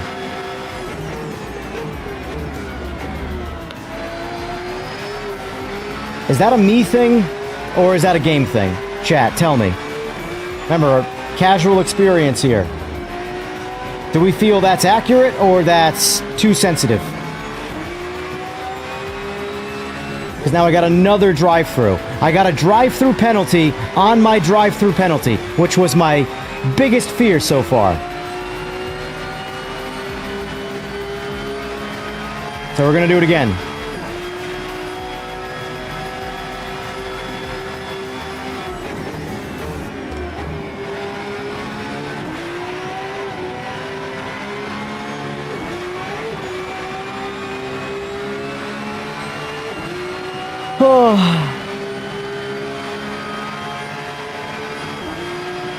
Crossed a lot of the line. I feel like I didn't, but you guys have a better view because I'm obviously in the moment, so I'll take your word for it. I'm going to cross 0 of the line next time.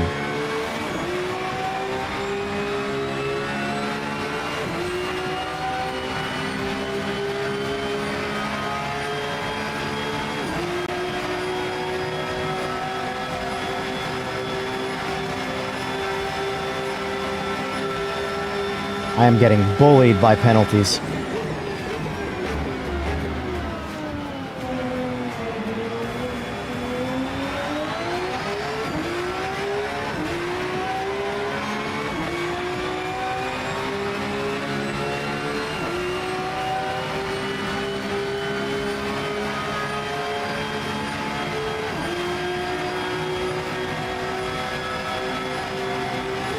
That's one thing I've always struggled with, is pit lane limits.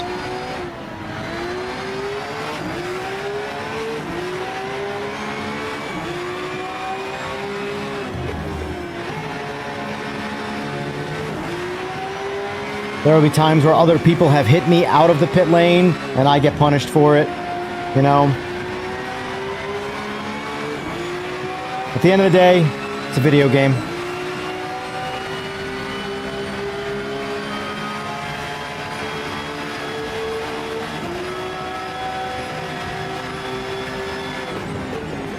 I do wonder what it takes to get DQ'd.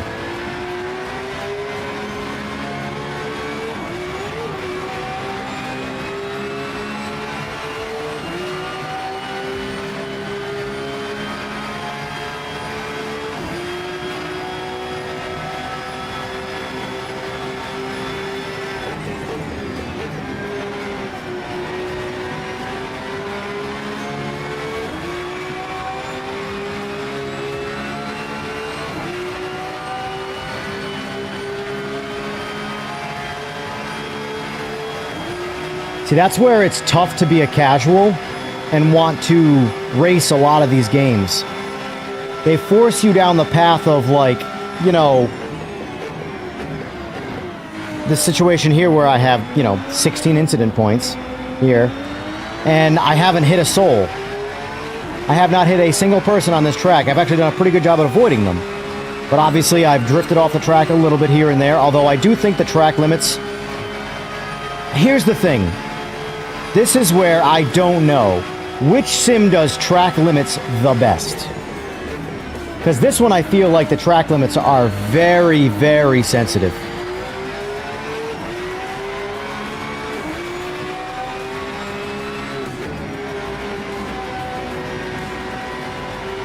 To the point where, like, I don't want to go where the line says you should go. Even though in other sims, I drift into this rumble strip here.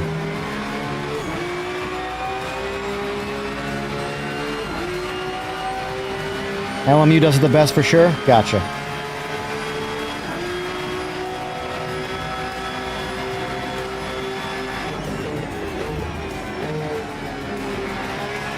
Oh boy.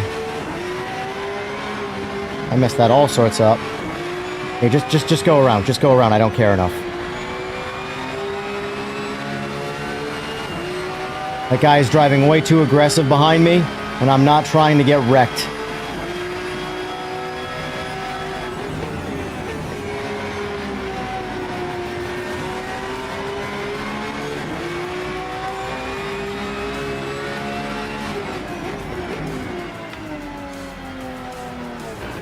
I don't know where the pit... Approaching. So this is pit line. Got it. Nope, that's not... This is pit, I guess. Sure. Alright.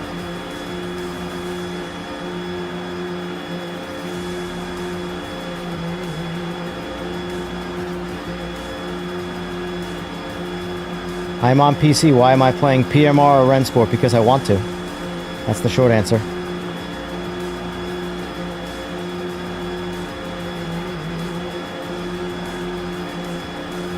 Alright, here we go.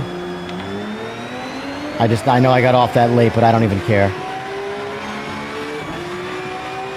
Alright, don't touch the line. Don't touch the line.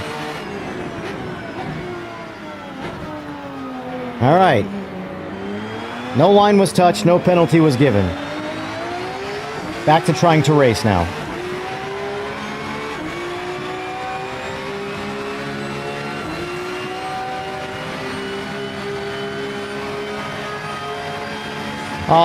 But the long answer, K Baron 5 V whatever, is that oh my god. This is why it's impossible. I don't know how, like, streamers talk to people and race. I don't know how they do it. I'm literally one or the other. If I'm talking to people, I'm crashing.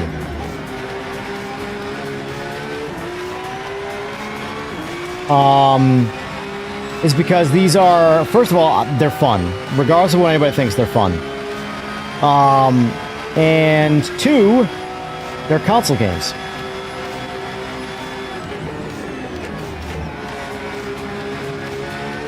Console players want to watch Sim Racing 2 and feel like they're included. Not everybody on a console should be punished because they're on a console.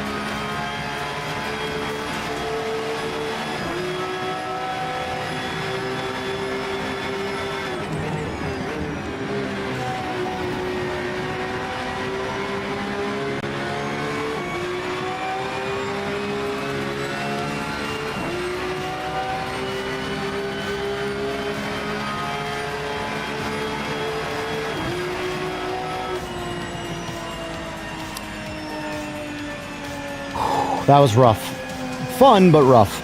Mostly rough because of penalties, but it is what it is.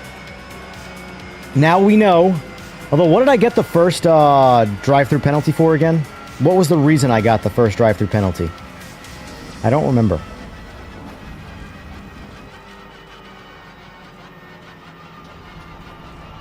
Left server, left server. See, this is what you don't want.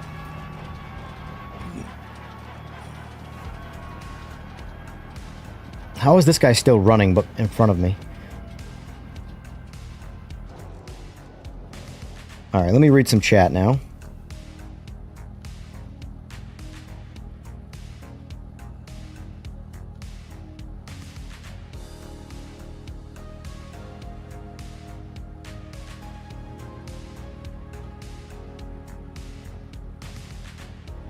Love the penalties. I'm gonna get it. Hopefully Santa comes through. I'll wait for the sale since I got PMR. I end up buying all the Sim games. I have them all too anyway. That's why, like, I buy games half the time and don't even play them. I have a Steam library of games that I've bought on sale and never played. That'll event. I have Hogwarts Legacy. Bought it, never played it. Still haven't played it, but I have it. So I bought it on sale. I'll eventually play it one day. See how my safety rating was affected. Oh, I knew it. I knew it. Way too many penalties. Trying to get to 2-0. That hurts.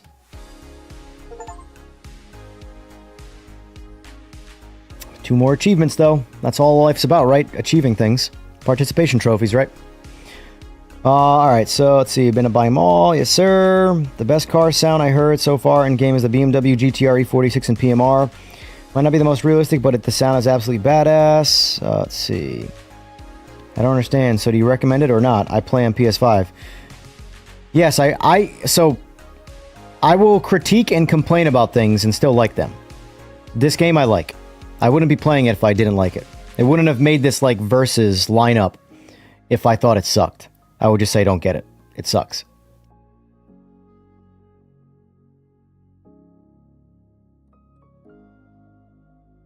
How many of you have practiced a track and not learned where the pit entrance is? I know where the pit entrances are. I never really know where the exits are. Though that's where I always run into pit lane issues. I always think I'm clear and I'm not.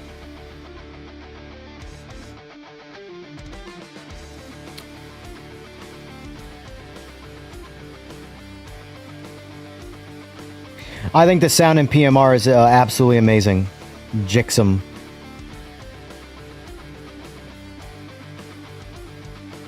Problem is that in its state, PMR is hardly recommendable. I like it.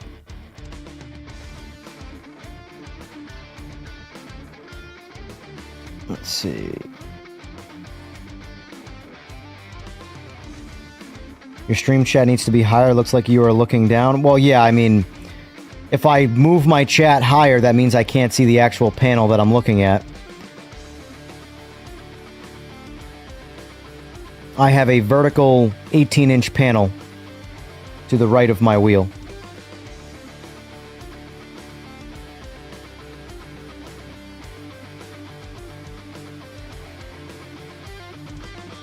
But if I'm doing console, I would play GT7 or ACC, nothing else really at the moment. You would be shocked how many guys don't want to play those and are waiting for PMR and Rennsport. Looks and runs great, to give credit where it's due. The game does run great. Needs a little bit of refining on the visual side, but it still looks good. Like, I would not say don't play it because it looks bad. But I am just coming off the standard of maxed out graphics on PC, ACC. That to me is the most refined looking game, but it's a 7-year developed life cycle. So you can't compare these like games that have been out less than a year.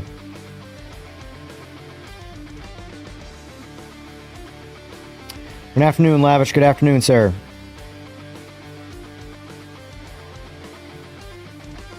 Corner cutting is super easy and usually gives no penalty unless you are just skipping sections. Yeah, in this game, the penalty system is very punishing.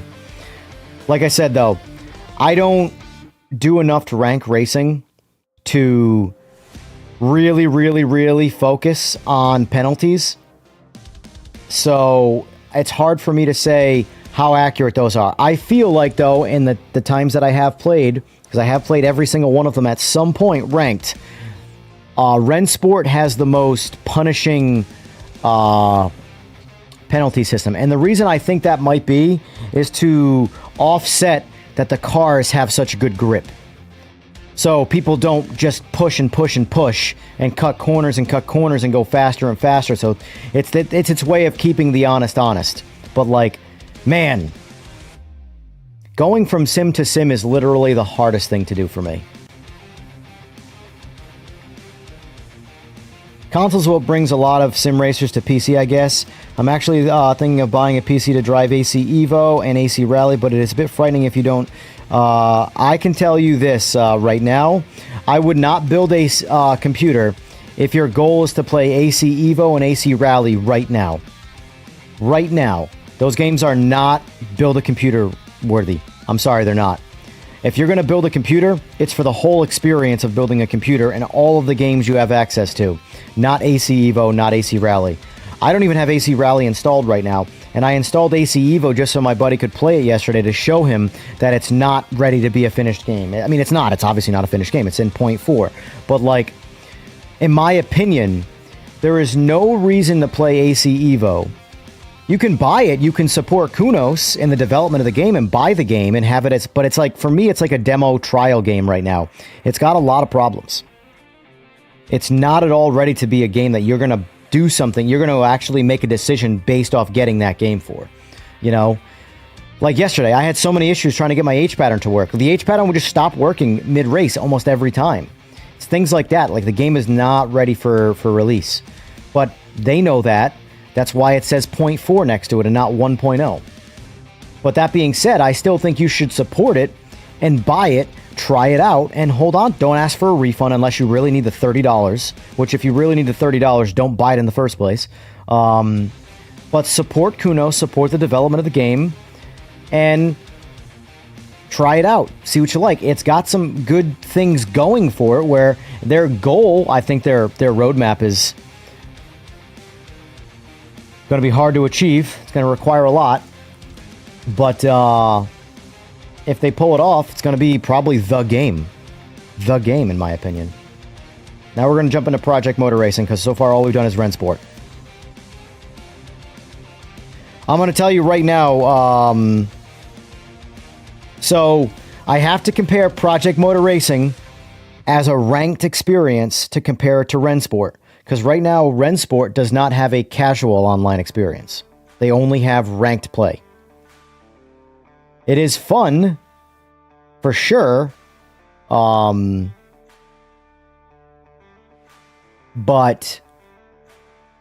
we're going to see how Project Motor Racing, because I have done 0 ranked Project Motor Racing stuff. I've only done casual stuff, and there's a lot of fun to be had casually in Project Motor Racing. I am a casual player, so that's typically what I like to flock to. But occasionally I'm a competitive person beyond that, where I want a label attached to my competition. So we got GTE, MX5, GTO, Group 5, LMP, and 992. And we got a while, so I guess we're going to go GTE. Register. What are we liking for GTE cars? What has the least amount of oversteer problems? Lift off or snap oversteer? What do we like? God, that is an ugly looking car. There we go, that's better.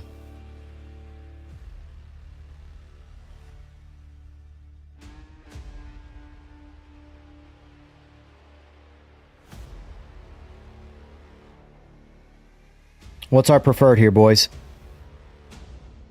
Also, if you're new here and you want to like the stream, I would wildly appreciate it. It helps.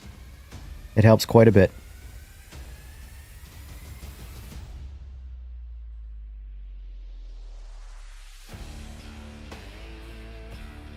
Rennsport is definitely a more polished experience when it comes to having problems and like bugs. PMR is much more of a complete game as a whole. From like just the quantity of things you can do, it's a lot closer to a Gran Turismo experience, but just focusing on racing. Whereas Rennsport is a very, very niche things you can do, which is essentially online racing, online ranked racing. It's good. I like the online ranked system. I do think the game's physics and play and frame rate and everything is much more polished, but at the end of the day, if there isn't enough for you to do, I don't care how polished it is, you know? I shouldn't say I don't care how polished it is. I very much care how polished something is, but... Guys, what do we recommend for the GTE class?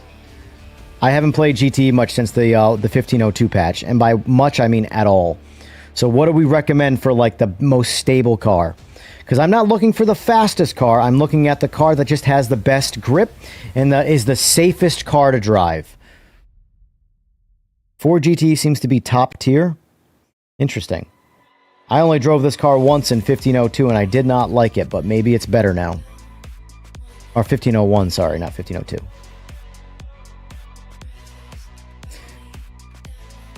So far, Observationist is saying the Ford GTE. Anybody have any debates, retorts, or are we in line with that? Aston Martin BMW seems to be the best handling. Got it. Yeah, Foy, I cannot listen to you. You drive the hardest cars to drive. So I'm gonna go Aston because I've driven all the other Astons and they've been pretty solid. So session begins in 2 minutes. All right, I'm gonna use the bathroom quick. We'll wait for this session. Guys, if you're new here, please like the stream.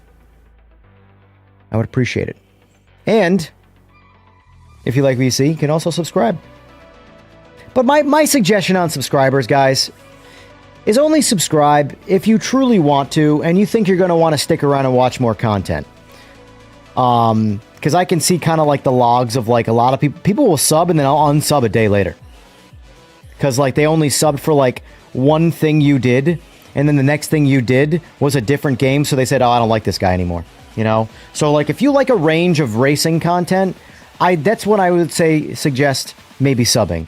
But if you're only into like one particular game and that's it, and you never want to grow outside of that game, I can understand why you wouldn't want to sub. So I'm not going to say you should sub, but give it a chance. It's up to you. Either way, do what you want. But I appreciate all the subs and all the likes. It's always awesome to see. Thank you. Let me go to the bathroom. I got 48 seconds.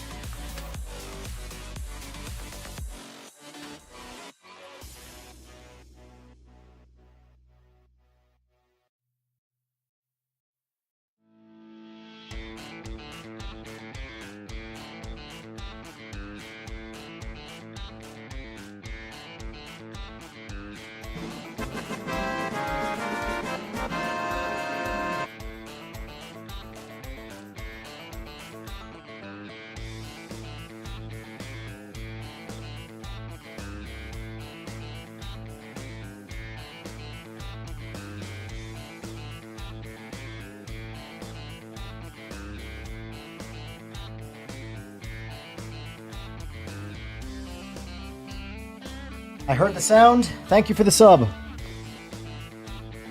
Alright, assigned to race split. Here we go.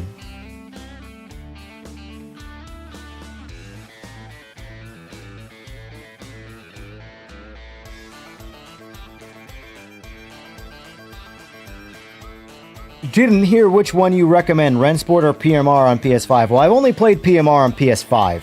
I have not played Rennsport on PS5 yet.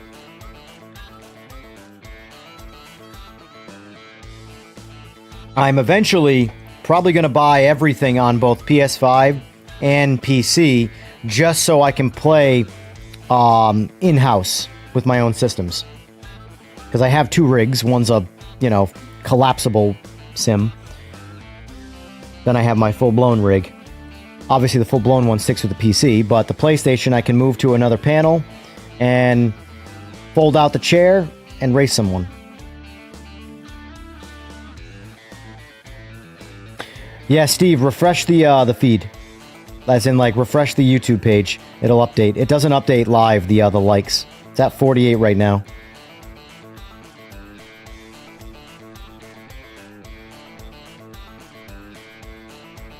Waiting for players to load.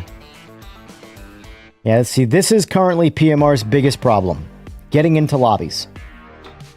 Here's one thing I can say positively about Rennsport. I've never not made it into a race. Every one I've ever registered for has gone off flawlessly. Start to finish. So, factor that into any decision making you might do.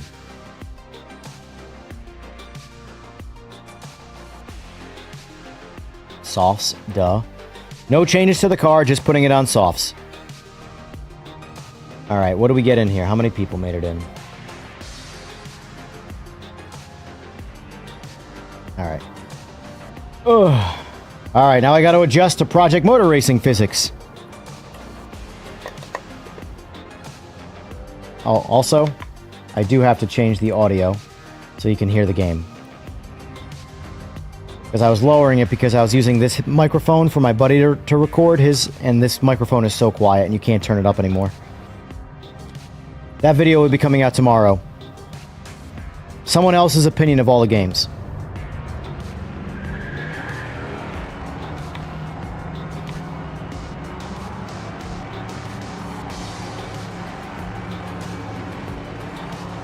Just realized we're on Monza again.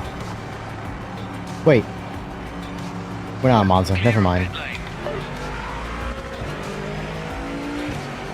Don't mind me, I'm just smooth-brained. I don't even know, what track are we on? I wasn't looking. Oh, okay. No ABS on GTE, I forgot. Unprepared for that. Ha ha.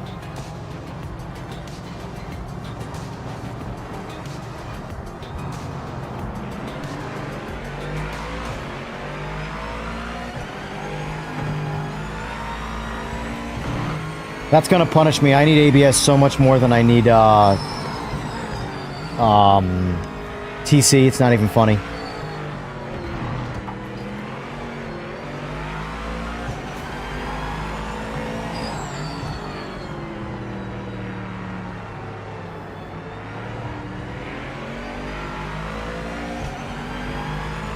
San Marino, aka Imola. Nice. I don't know why, for some reason, the pit looked like, Jesus. Looked like, Monza to me.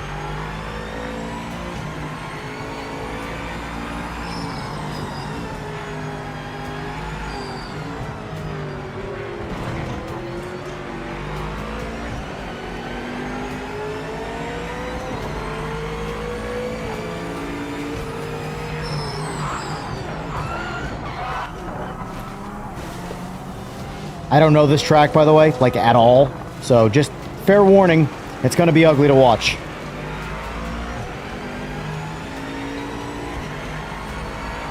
Do you get flat spots in PMR? I would think maybe, but I honestly don't know offhand.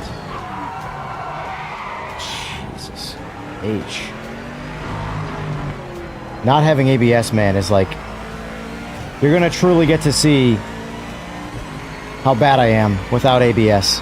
I'm, like, fine with TC. I can manage no TC, but no ABS is rough for me.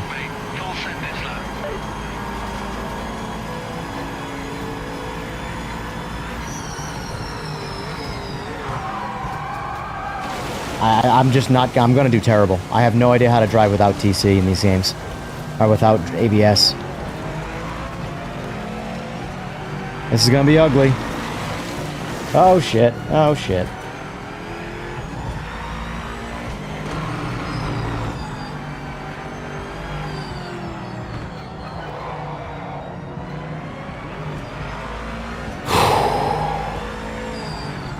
I was hoping to be able to do some GT3 racing, but how often do they update the lobbies in PMR?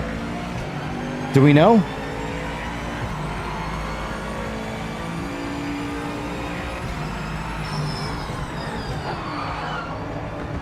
So far, if I can't pick the class I want, if I have to, like... So, everything listed up there are my least favorite cars. I mean, Group 5 is fun, that's a lie. Group 5 is a lot of fun. But, I was trying to compare as close to GT3 as possible.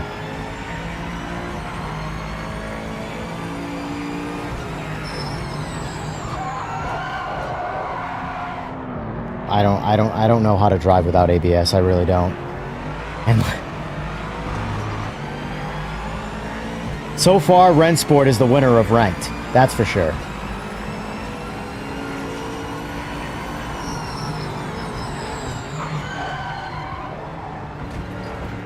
I'm like quarter on my brakes.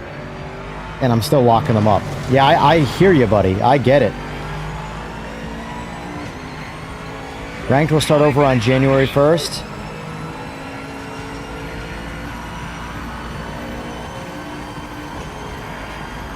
This time next year, I can't predict that, future observationist. I really can't.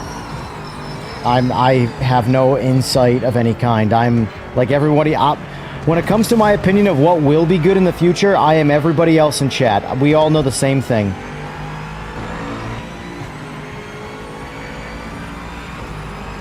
I wish I could say I had some... I do...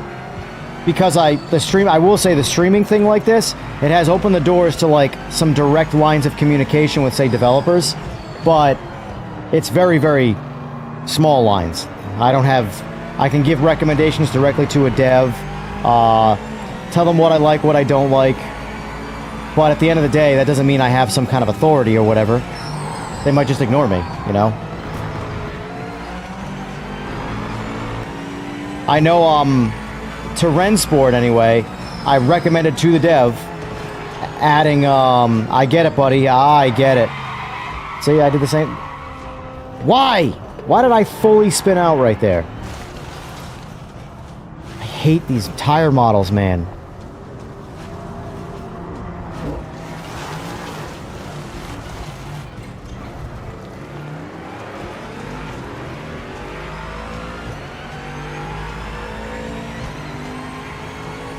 Well, one thing I can say about Rennsport is they're a much smaller team. Jesus Christ.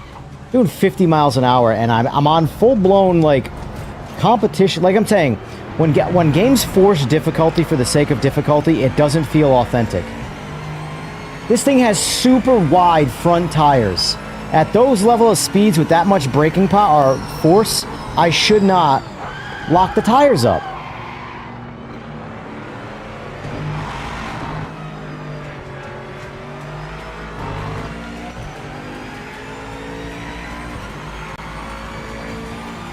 Just the brake pressure, yeah, that's not a bad idea. But I mean, the ass is also sliding out under braking too. So, oh, you're not, no, that's brake bias. Brake pressure. Let's see, return to pit. Driver setup.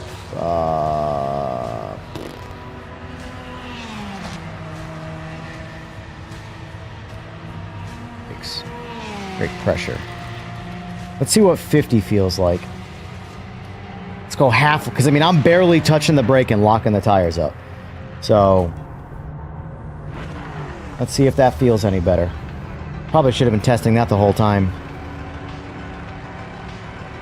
I have no downloaded setups. I am running the game's default setups right now. Like I said, I'm trying to do my best to duplicate an authentic, casual, never played this game before experience. Not some, like, you know, guy who's been spending his entire time figuring the game out, you know? I'm jacking TC. Let's see how this feels. Okay, 50% just has almost no braking power, but hey, that means I can push my brake pedal down. So let's see what it takes to lock the brakes up.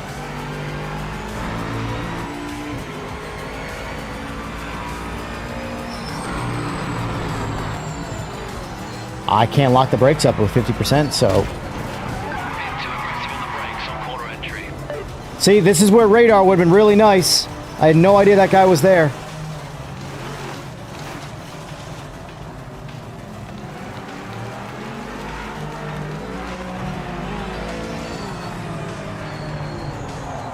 Yeah, I mean, 50% is better because now I can just stuff the brake, but I think I probably need to go like 65 to 70%. So let's try that, actually. Let's just not even waste any time because we're running out of time.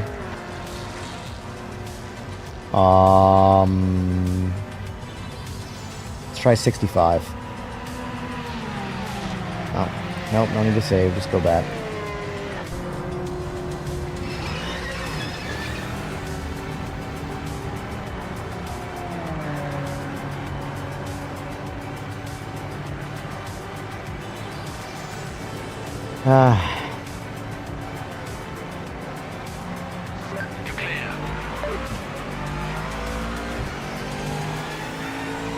I hope radar comes with this week's patch, if this week's patch is a thing.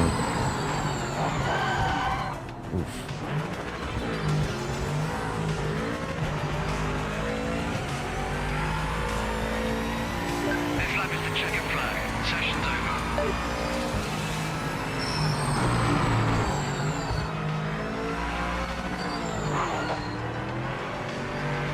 Yeah, 65 is not bad. I'll probably leave it here.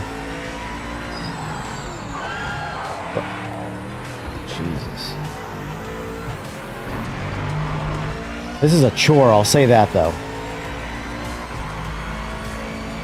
This is a chore. I mean, the problem is that I need to be able to access GT3 to do an honest ranked comparison between this and Rennsport.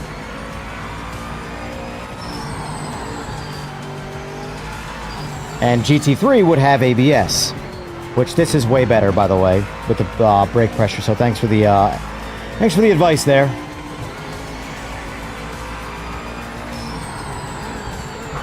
I knew I was gonna miss that one. I have no clue how to make that turn with no ABS.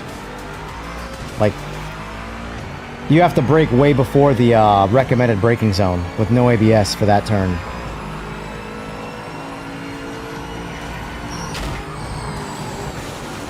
Alright, I'm out of this. Get me in the pits. I'll just deal with the race. Yeah, I think they avoided GT3 and ranked because of the issues early on. Gotcha.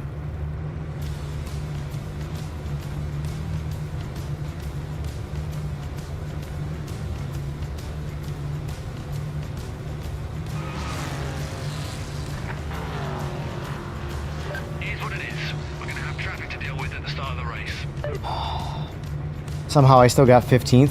Oh, these people probably didn't make it in the lobby, that's why. I should be in last place. I didn't complete a single lap.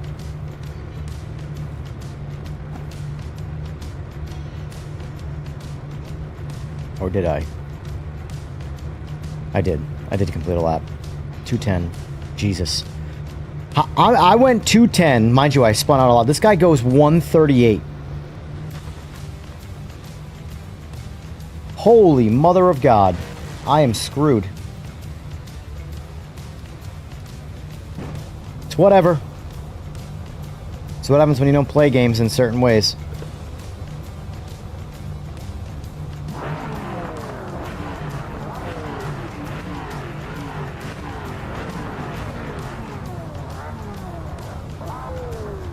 Supposedly I saw, I don't know if it was cheating or not, but people were discussing mods about cheating in this.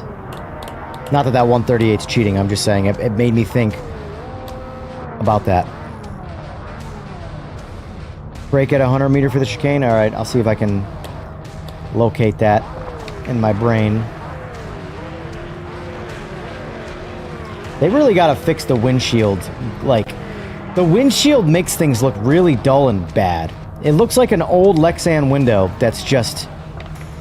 Like, there's so much more vibrance and good quality color palette when you're not looking through the windshield in this game. I know, again, realism is realism, but, like, get rid of the, like, the faded, glary, like, haze in the windshield. Just make it look nice. The average person wants it to look good. Racing aimbot.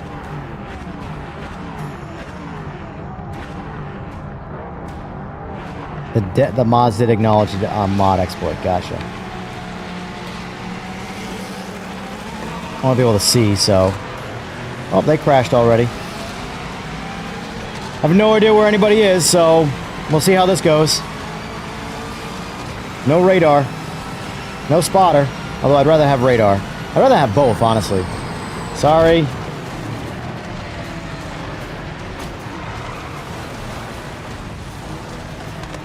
This is where we're at.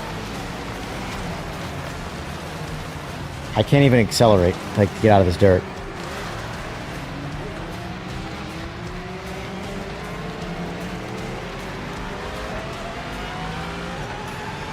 Fantastic experience so far.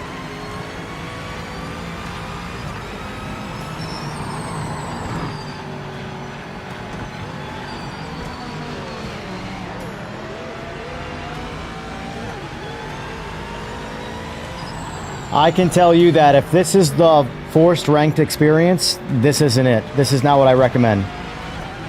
If you want a good ranked experience right now, go play Rennsport on console anyway. PC, you guys obviously have the sky the limit, but right now from a ranked standpoint, right now I don't know where anybody is. Now I understand that this is not the ideal view for some people. I like this view personally.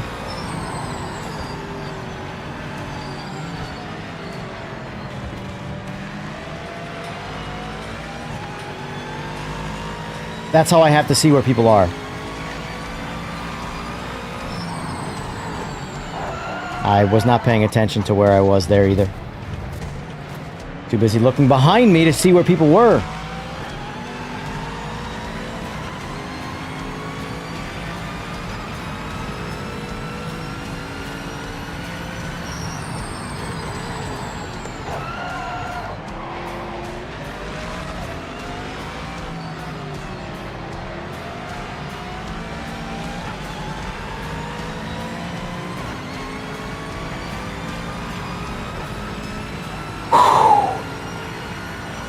And like, they made it sound originally like you were going to be able to play any class you wanted ranked. I didn't know they were only going to let you play some of them until like a certain time or whatever. Then you got to change, like, for example, January 1st. The fact that, like, I can't get in a GT3 car right now, I can't get in a Group C car, I can't get in any of these cars. Just go. I'm trying to... Like, I'm forced to drive this car here, which is definitely a harder to drive car than GT3, that's for sure.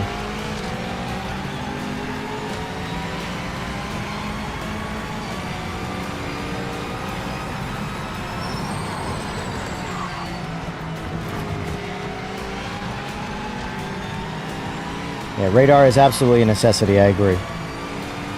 And this is the only game that doesn't have one, which is wild to me. Rennsport, an arguably contentless game, has at least the basic features you need to race. I keep not... whatever. I keep not paying attention coming into this chicane. I keep looking at chat. It is what it is. I'm not really taking this all that seriously right now because of the unfortunate forced experience.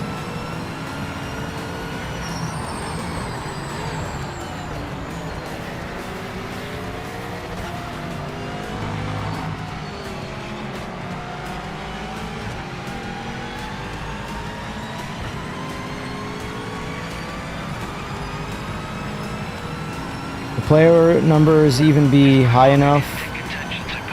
I mean, I can tell you GT3 right now is the most popular form of racing. So if they had a GT3 class, you'd probably have more people playing the game. I'm not saying that I like GT3 the most, but if I'm forced to do GTE instead of GT3, that to me is a negative. I would rather do GT3. But that's also coming from someone who likes having their race cars have ABS. But I get it. I get it. Realism and all that. That's fine. I'm cool with it. But there's no hypercars or LMDH cars. There's no GT3 cars. These are the most popular. You rushed getting those cars into this game because they were popular, but don't have them on ranked play right now. I don't know. I don't know what this team is doing. I want them to do good because I do like the game, but it's like, I swear to God, 100 meters, he said. All right. 100 meters is definitely playing it safe. I could probably go a little later than 100, although I might have went like 125 right there. It was hard to tell. Did it in kind of a last second.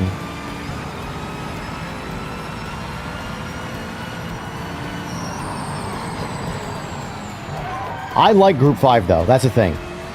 I haven't really been much of a fan of GTE. Because the GTE class just makes me want to drive GT3 cars. The Group 5 class, on the other hand... Only reason I picked GTE is because it was closer to GT3 than anything else that was listed. And I'm trying to keep it apples to apples, but...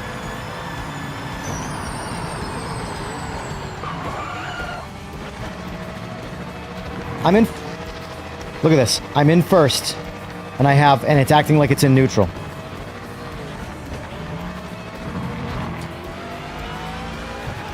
Wow.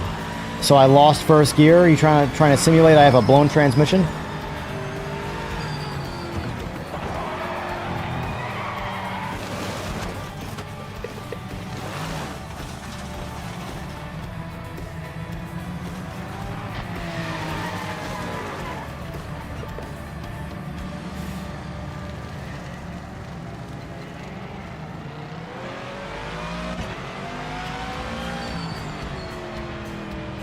Well, I know right now, Rennsport has a small staff. Very, very small staff.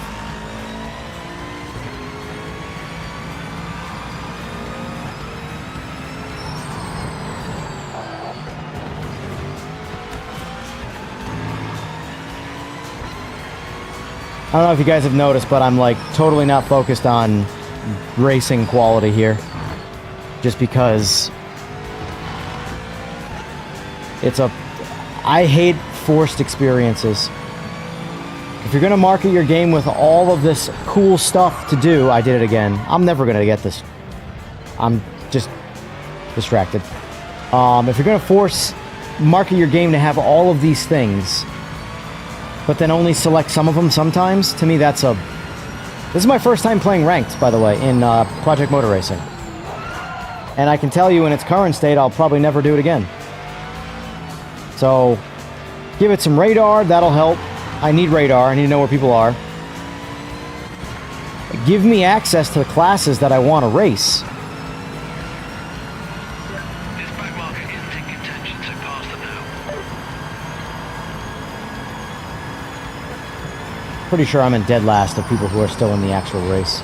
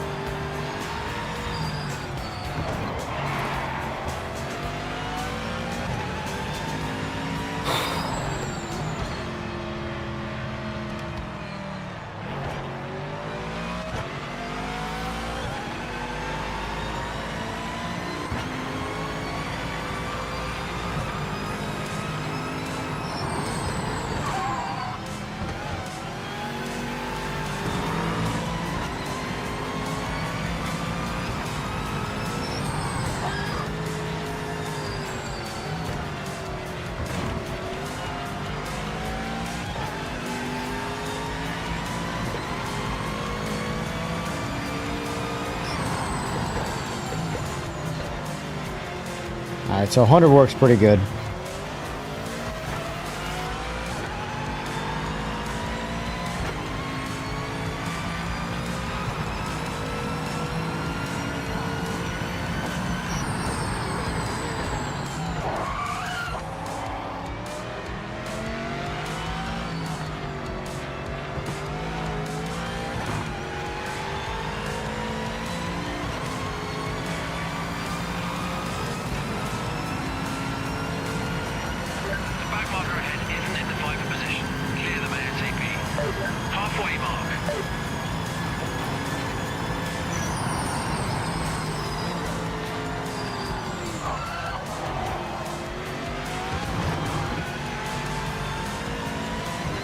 But one thing I constantly see being complained about in this game that I just cannot agree with. Now, obviously there's a boatload of wheels and a boatload of setups, but force feedback.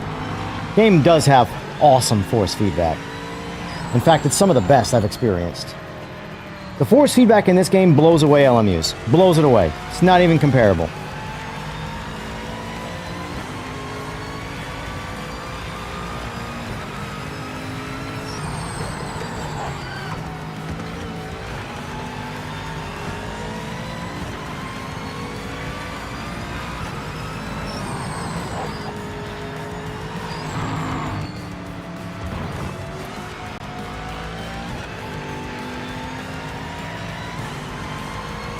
I actually spent very little time with setting up my force feedback.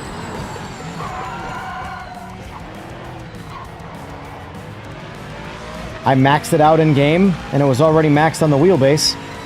I added a little bit of low force boost to 20, I believe. And I lowered the headroom down to 100. And that's it. I haven't touched a single car.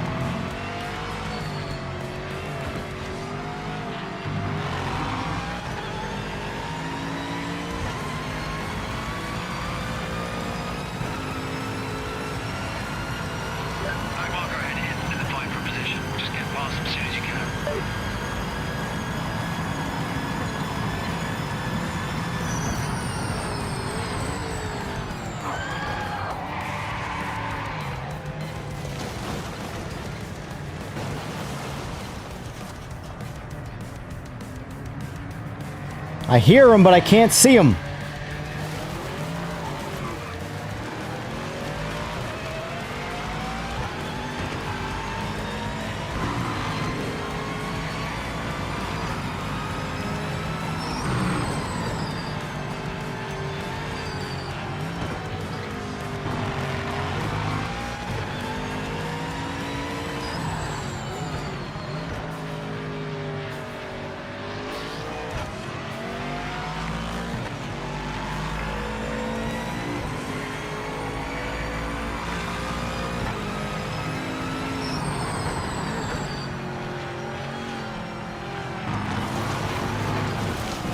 Come on, not.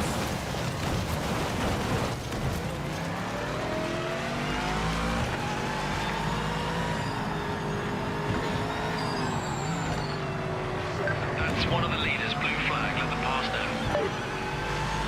now. Tuh. I guess he's not leading. Or passing. It's amazing how I just, for some reason, I don't want to back out of this race, but I'm trying my hardest to stay in it.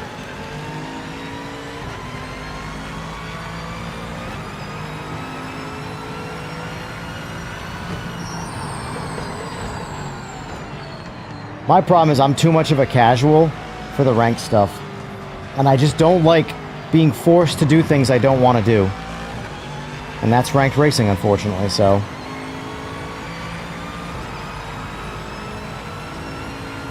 This back marker in front isn't in contention, so pass them now.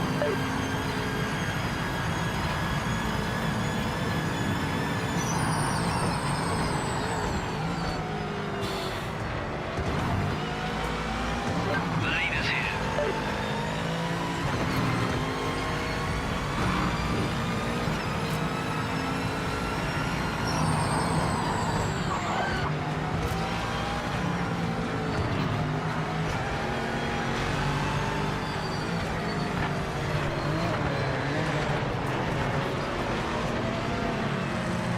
Let him pass.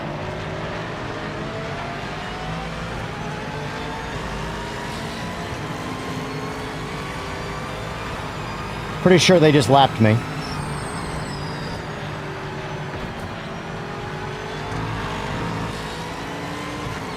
Now, the funny thing is that you put me in a car in this game that I enjoy driving, on a track that I enjoy. Very different performance. But it's, again,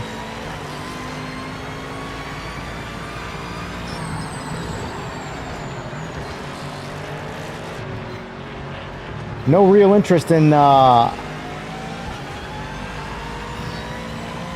being forced.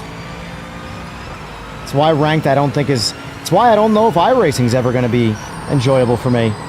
Not without spending like $2,500 on all the content. That way I can do what I want with it, but...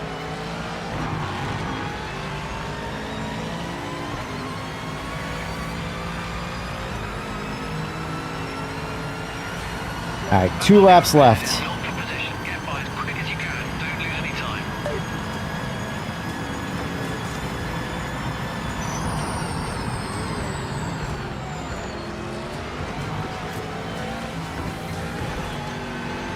The leader's here.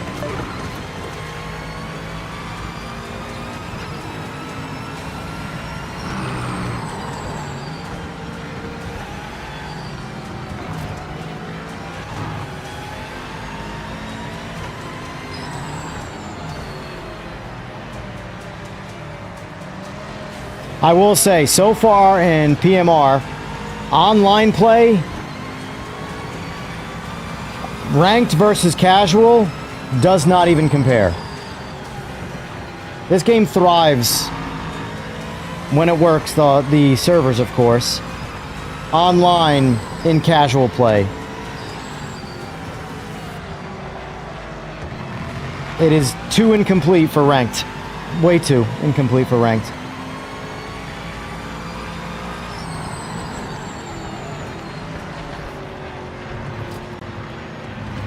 I don't even think I'm going to be able to finish my race. I am over a lap behind on the leaders. That's insane. I've never been that useless in a race. Oh well. Oh look. There we go. Yeah, that's what I like to see. Perfect.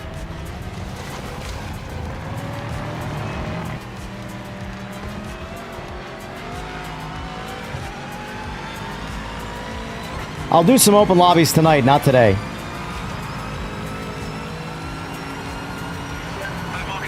Unfortunately, this Get by as quick as you can. Don't lose any time. That's one of the leaders. Blue flag. Let them pass now. Alright, never mind. I was just reading the laps wrong. I came in last place, but still not last place because I just finished the race. Everybody else rage quit. Yeah, that's that needs a lot of work.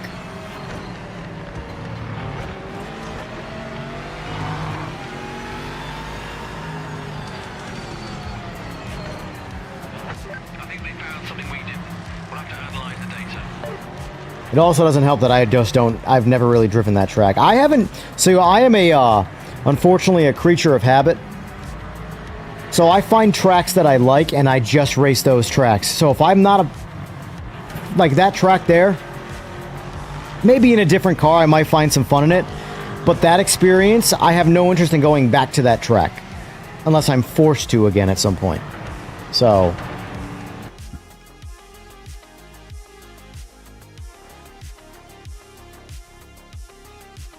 So does that have no bearing on my rank? Because I was 30 beforehand. That was my first ranked race. Did nothing change? Positive or negative? I'd love to know, but there's no explanation. There's 2 events in every round on the schedule in order to qualify for the championship. Got it. Back out and go back in. Alright.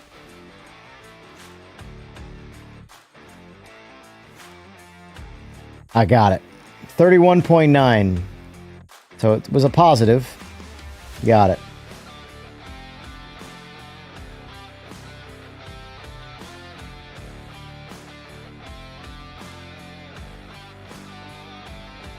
Group 5 on Zolder's fun. I'll say that. I just don't know if I want to put myself through that again. That's the problem.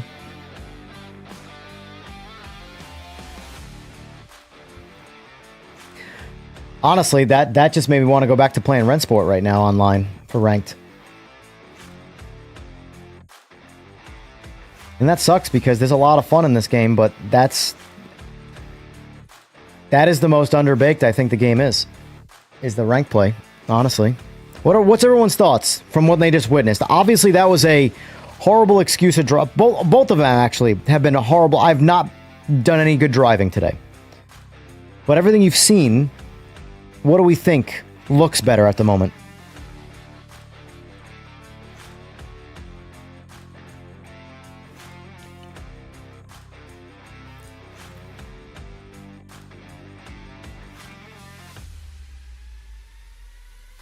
What are we thinking, boys?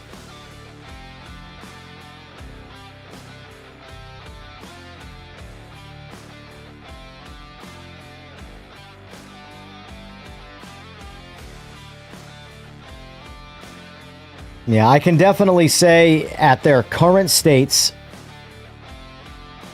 I think people will have a lot more fun on Rennsport online. On the ranked play side of things, anyway.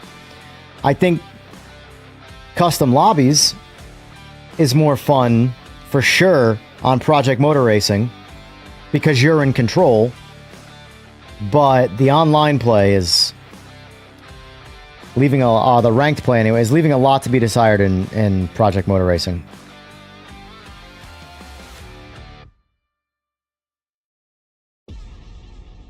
Not alone in currently in my feelings for PMR on ranked. Got it.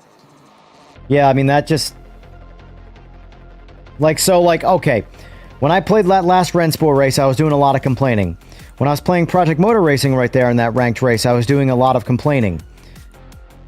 But I had fun while complaining in Rennsport. I would need to do custom lobbies in Project Motor Racing. The ranked play is not fun. That's not it. And right now, the ranked play feels like the career mode. And that was my worry. Because when I played career mode on PMR, I was just... It's something to do. But right now, for me, the only reason to play Project Motor Racing is to, like the unique experience, is to race the older cars on custom lobbies. GT3 stuff's not bad, it's just that everybody's got good GT3 stuff, so...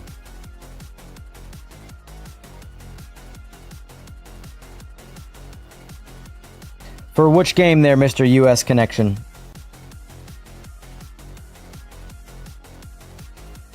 I like PMR, but avoiding ranked until it's more polished. I agree.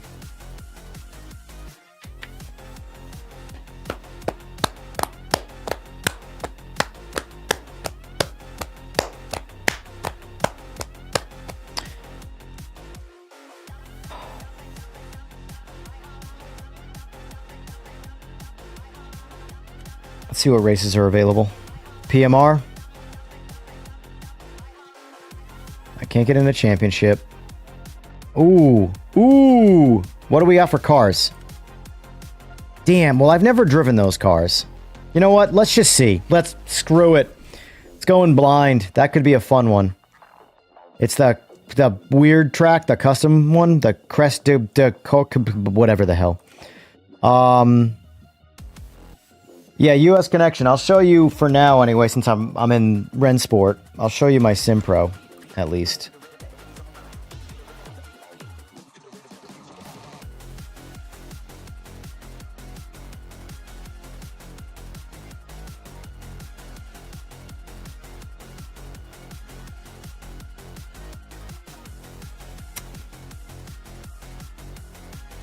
Maxed out force feedback. Wheel speed rotation, off, 0, nada. Feedback detail, this one's up to you. However much detail you like in the wheel, entirely up to you. 20 is more, 0 is less. I like 5 most of the time. iRacing, I like that at 20. Dynamic prediction level, steering torque assist, mechanical damper, all 0. I don't like any of that. That's all artificial stuff. Mechanical damper just makes the wheel harder to turn and softens and removes feedback detail. Slew rates at 0, no limitations on that. Mechanical inertia and mechanical friction are at 20%. These feel much more authentic in how they manage the wheel control. But it's really just those 3 settings that have anything added, and then full force feedback.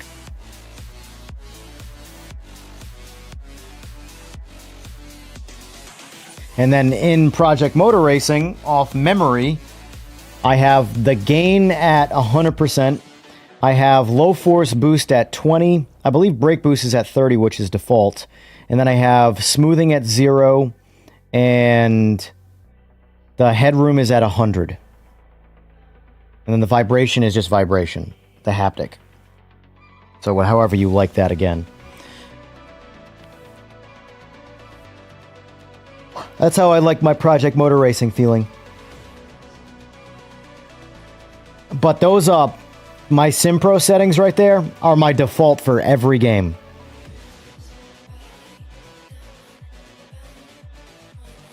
Which is surprisingly just turning off most of the stuff that people like on anyway.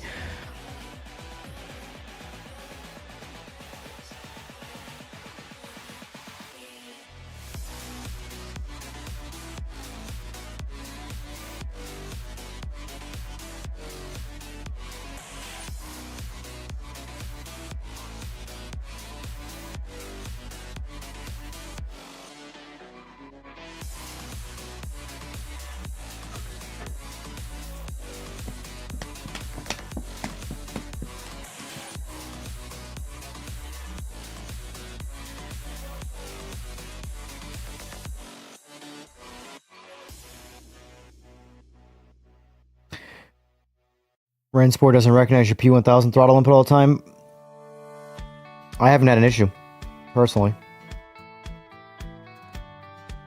Are you plugged into your wheelbase or directly to USB? All of my Simagic stuff is independently plugged into a USB hub. I don't plug in anything through the base, if that matters.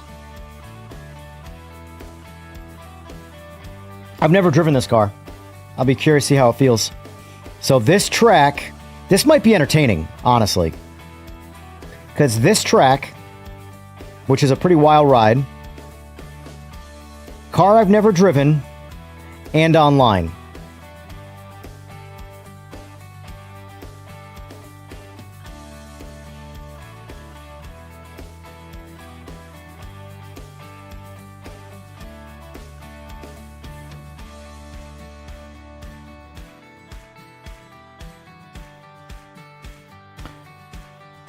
EPS racing, no, this is all on PC. I have played PMR on PlayStation.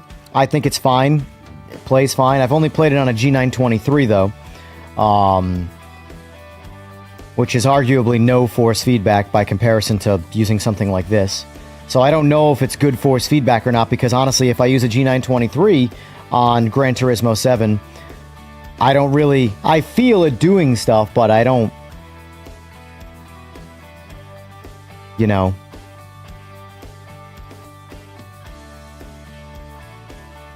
I have not played Rennsport on PS5 yet, though.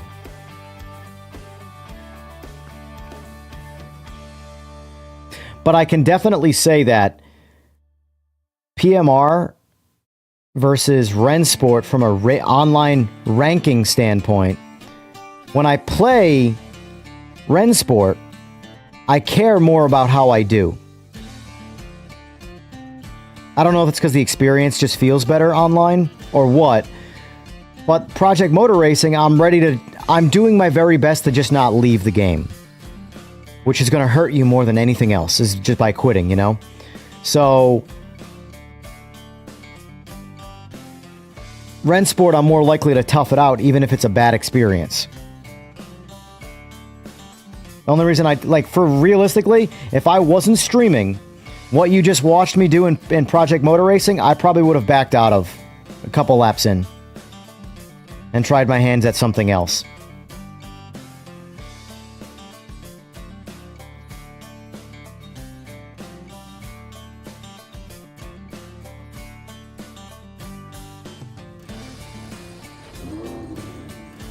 I'm gonna use the bathroom quick and then I'm gonna do some practice.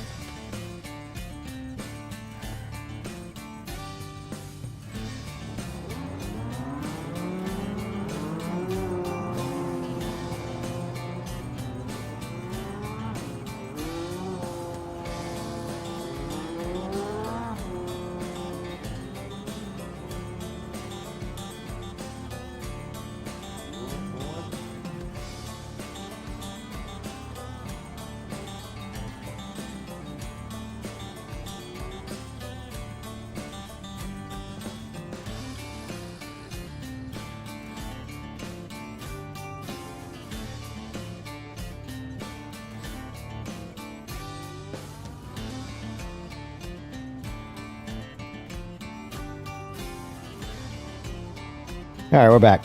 Let's get on track.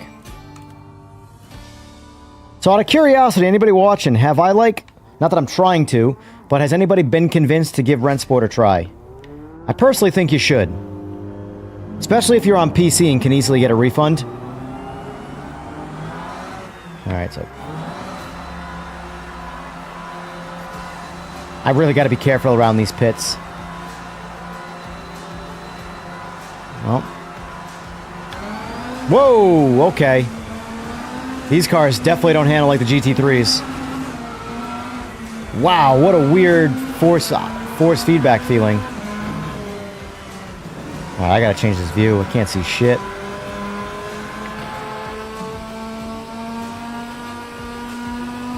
Yeah, this is I will say this, if anybody here has Gran Turismo 7 experience, this drives like a street car, not a race car.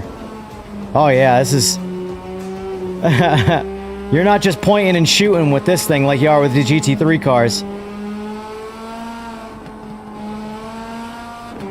Oh boy. Oh!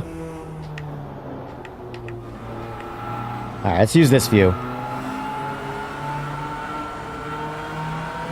Well, there's two Porsches in the game, Fue.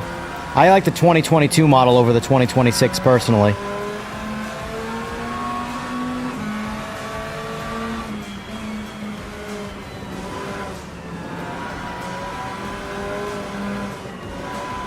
Is this car front-wheel drive? Chat, if anybody can look it up or just knows in general, I figured this car would be all-wheel drive, but this feels like I got most of my acceleration coming from the front wheels. Because, like, it's just, I don't know. It feels like it's front-wheel drive. Does it say what it is? Audi, I would figure it would be all-wheel drive. I don't know. Rennsport is one thing I can say that's a negative. There is no telemetry so far that works with anything I've seen. SimPro, nothing works. SimHub, nothing works. So if you're chasing telemetry, that is a place they have nothing for. Although, I'll be honest with you, I can't get PMRs to work at all, period, so... And they have it.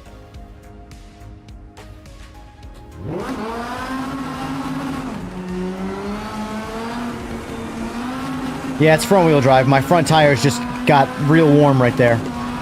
Yeah, this is front-wheel drive car. Got it.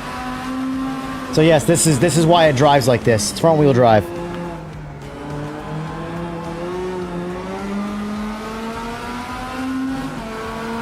Yeah, I feel like I'm just blowing through the tires as I accelerate. And there's no TC. That's interesting. I don't mind it though, it doesn't feel bad. I just wasn't expecting it.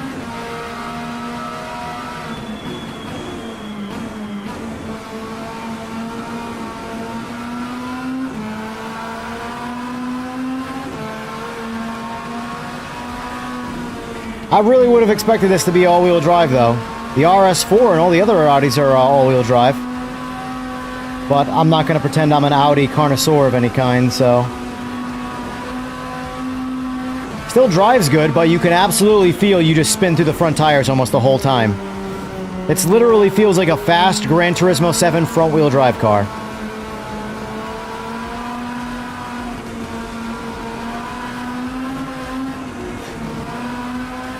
I like this track. This is a fun track. Whoever created this track, good job.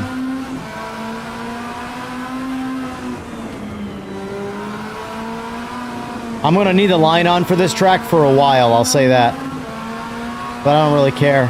My ego is unharmed.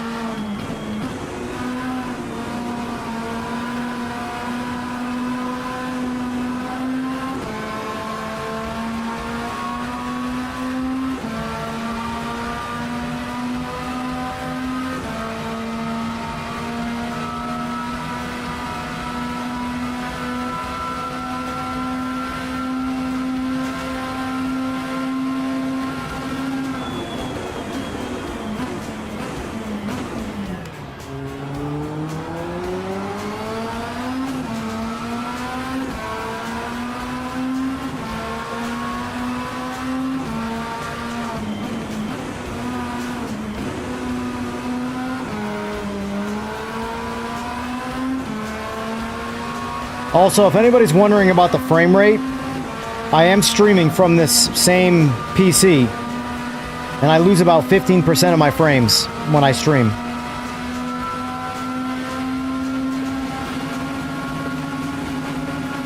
I got no 7th gear, so we're topped out.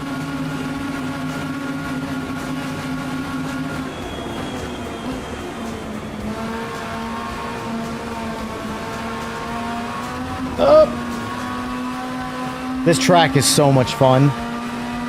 I can't wait for the next DLC, by the way, because they're adding some of my favorite cars. They're adding some GT1s.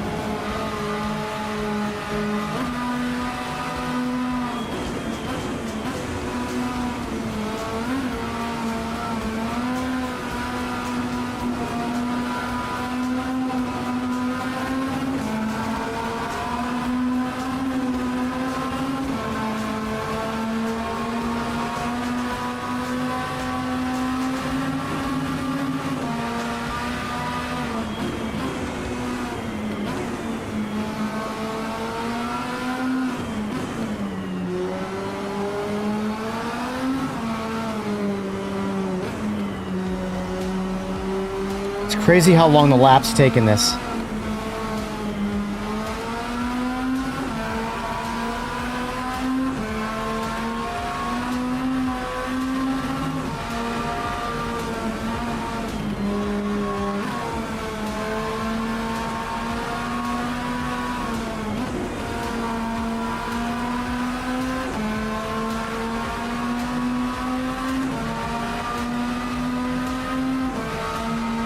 Oh no! Don't look at chat, Evan. I hate that I can't look at chat and drive. That seriously, like, just ruins that entire lap.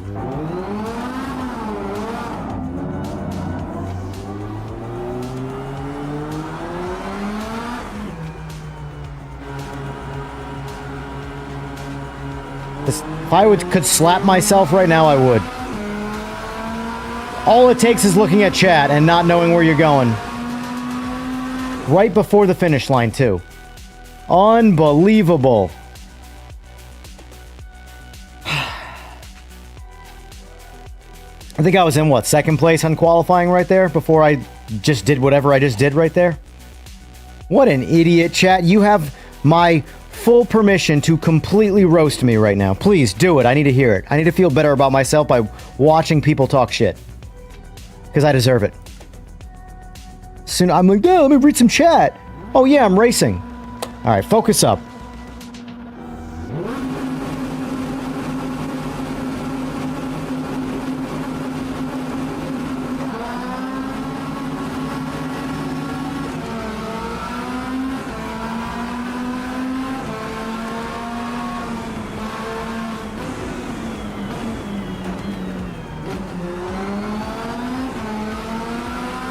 Three incident points for getting hit. That's why it's important to not care about a safety rating. It just sucks that the safety rating locks you out of a lot of racing.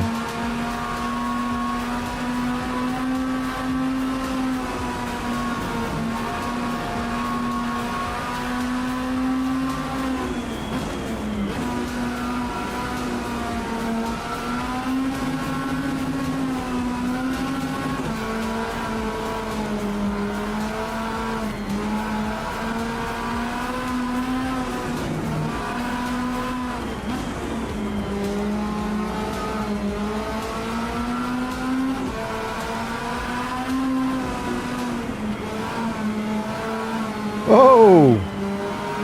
What is happening? Oh my god. Someone got disconnected from the server. Oh my god. Please tell me you all saw that. Please. Someone clip it. I'm gonna have to go back since I wasn't recording and record the stream. That's wild.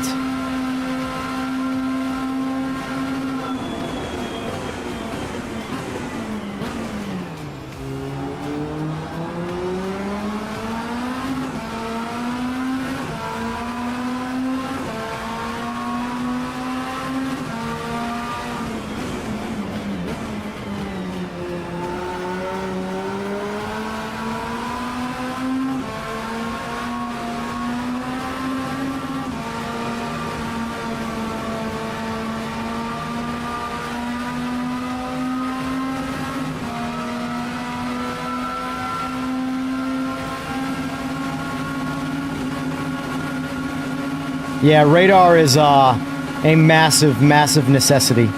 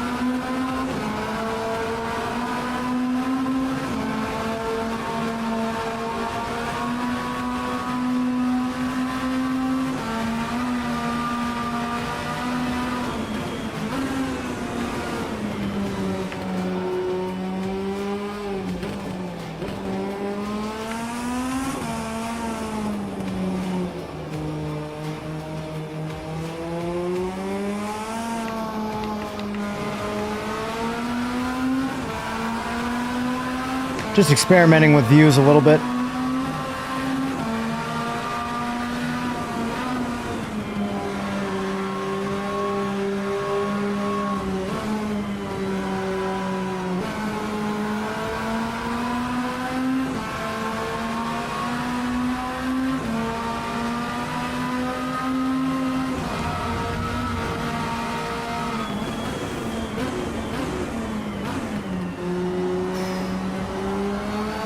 This track is punishing. I like it though.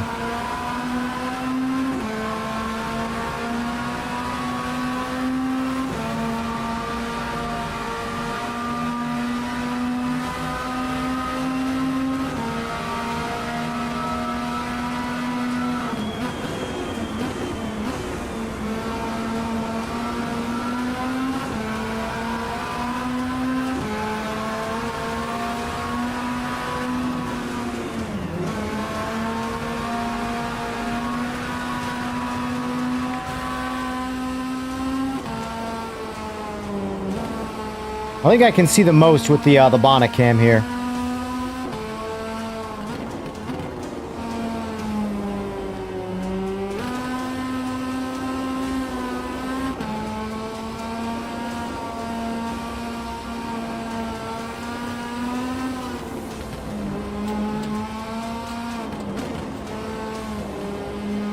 Front wheel drive is definitely a chore.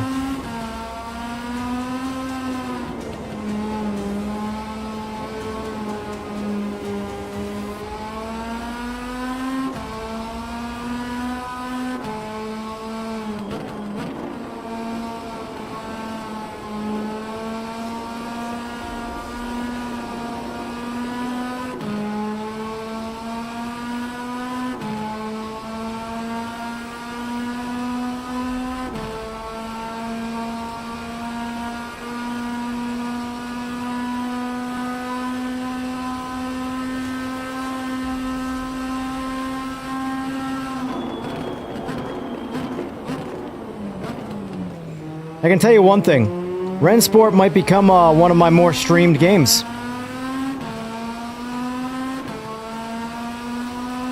Especially if they start giving us content. This might become one of the more streamed games.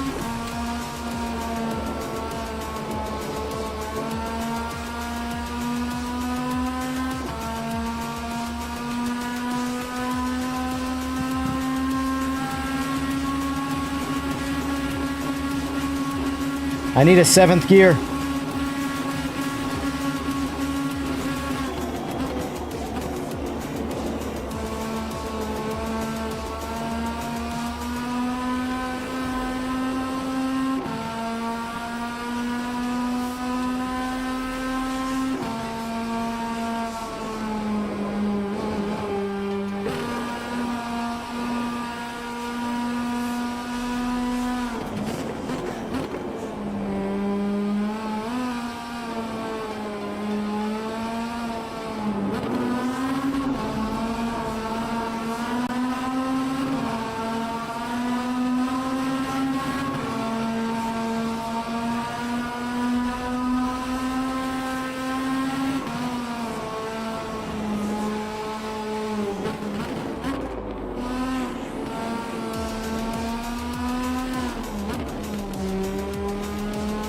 Also, little spoiler from the video I have coming out tomorrow. My buddy driving all the games. Remember I said he's an ACC fan. That's his game.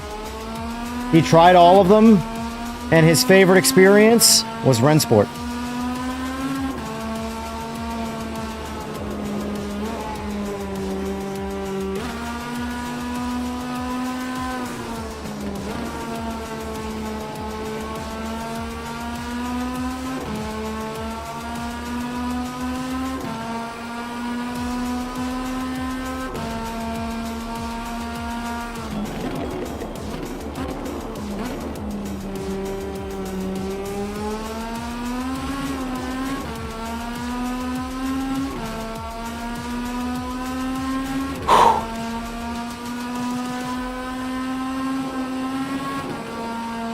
Alright, so pit is to the right. I'll know that for next time if I need fuel. I don't know if fuel is on right now, though.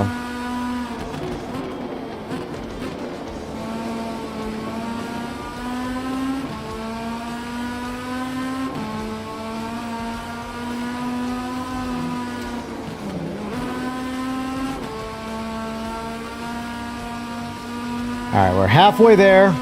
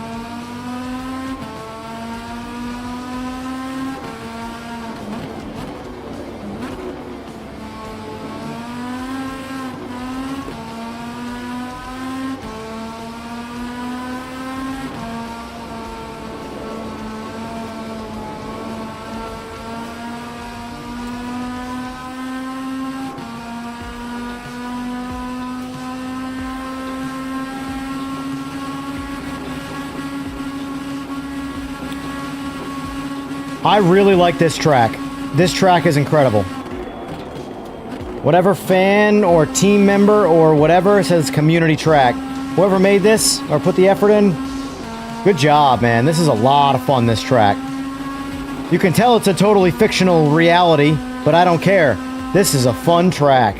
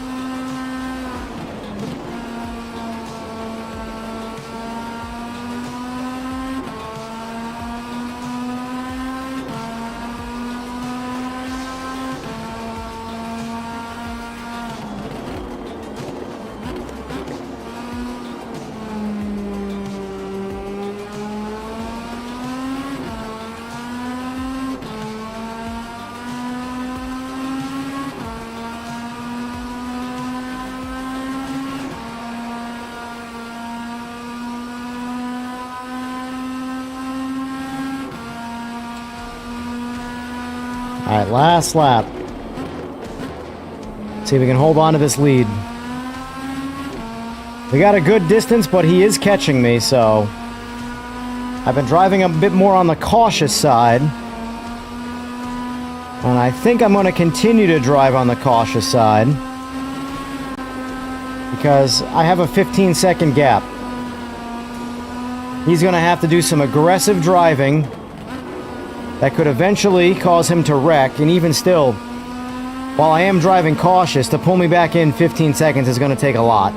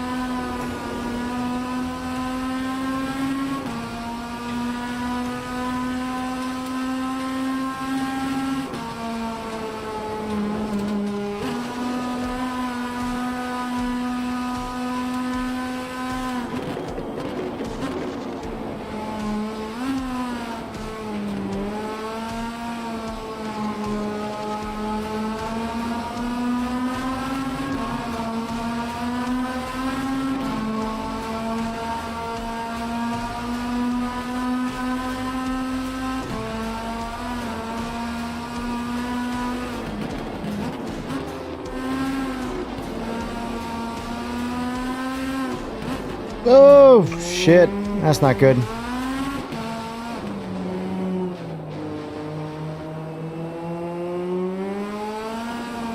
Front-wheel drive cars, they are not my specialty, that's for sure.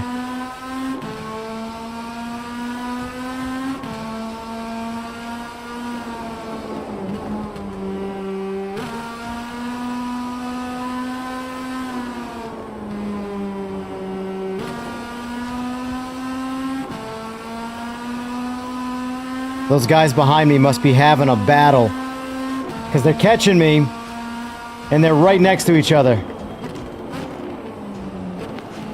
Meanwhile, I'm out for a leisurely drive with a big lead, just trying to hold on to it by driving safe. And I think I'm making more mistakes in this lap driving safe than I was pushing it.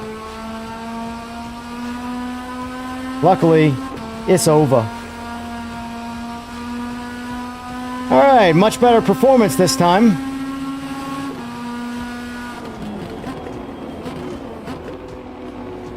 Only 3 incidents, and that was from being hit, unfortunately, so... Oh, man. Whew. 4 DNFs. 5 total people completed it.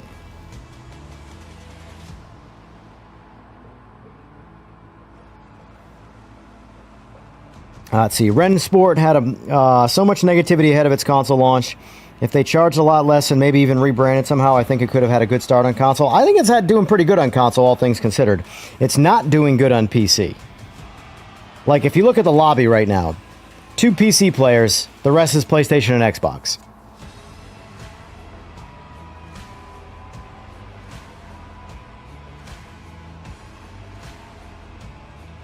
So, fun fact, this is not iRacing. Do not exit the session before everybody finishes. You will not get credit for anything. Alright, so that should bring up my safety rating. Hopefully. I didn't make any contact with anybody. I got hit from behind, which was considered incident points, which is unfortunate. But I didn't go off track at all.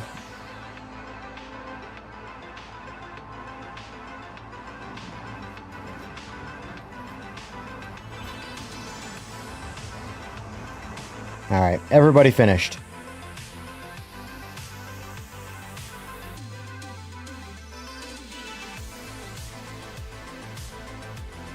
Alright, level 11 for whatever that's worth. I don't know. I don't know what the leveling is in this, because this is not anything to do with the rating.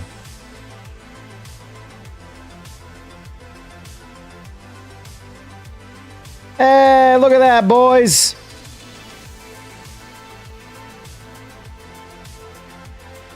I wanted 2-0. Another thingy. 3-0 is, I think, professional. Which, because, like, the higher your safety rating goes, the more races you can get into. So right now, like this is a pro race. These are both pro races. They require a rating of 3.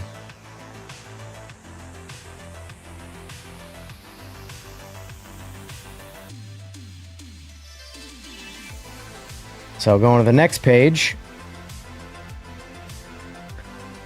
0 SR, 29 people entered. Holy moly.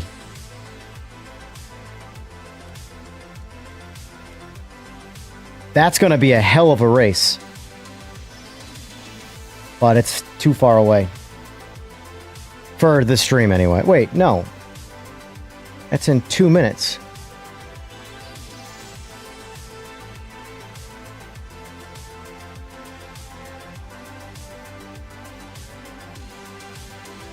Alright, this is going to be my last race. And then I'm getting off. Hopefully this goes well. And I don't lose that 2-0 rating I just got.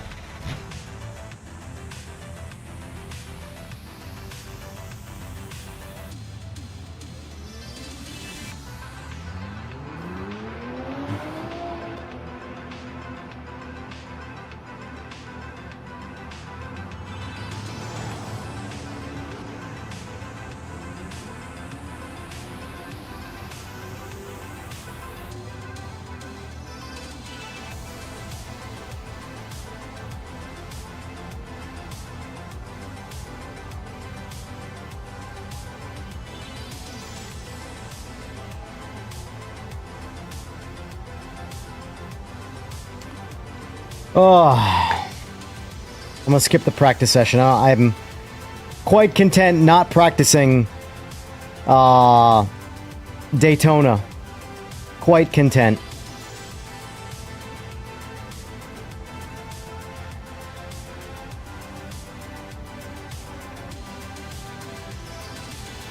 Guys, I appreciate y'all being here, as always.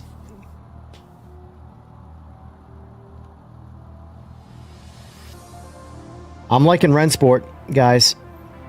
I am liking Rennsport.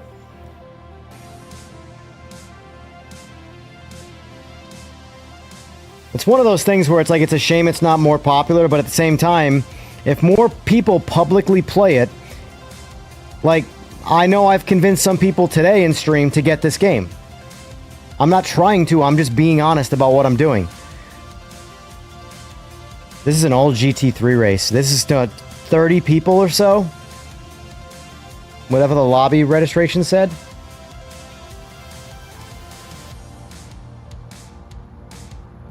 Open free camera.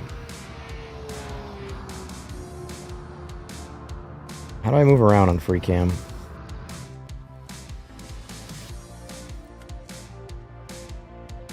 It's a 15-minute race.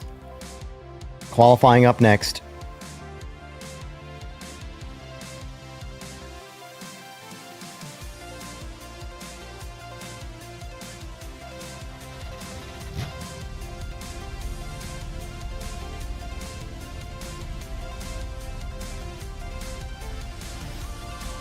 What? Get me out of that view. Let's go with this view.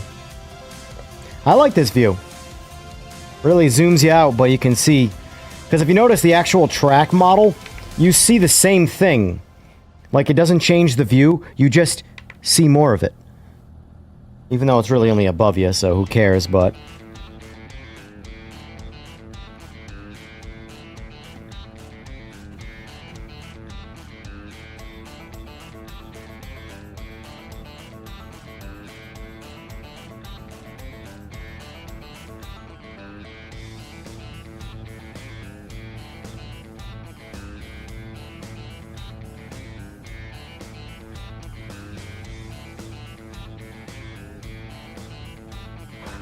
Alright, here we go.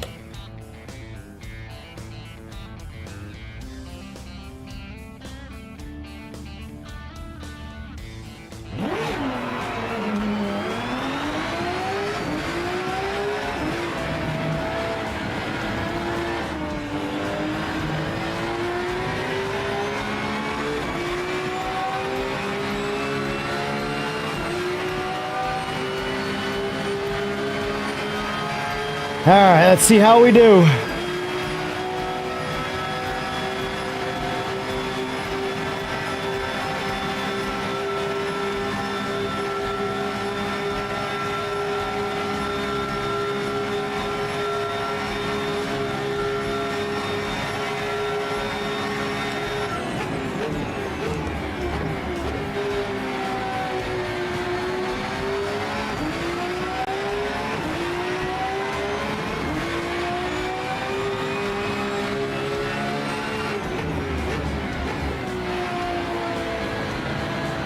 I'm so used to the other car, I'm driving this thing like a scrub right now.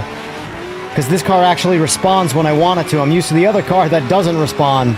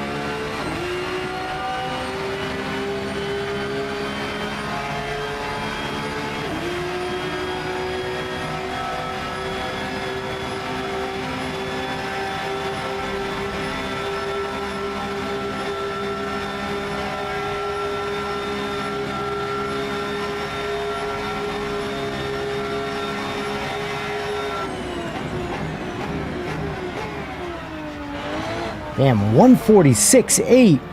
Holy. These guys have got it figured out. That's wild. 146.8. That is fast. I mean, I made some obvious mistakes, but 4, almost 4 seconds off the leader's pace. Jesus.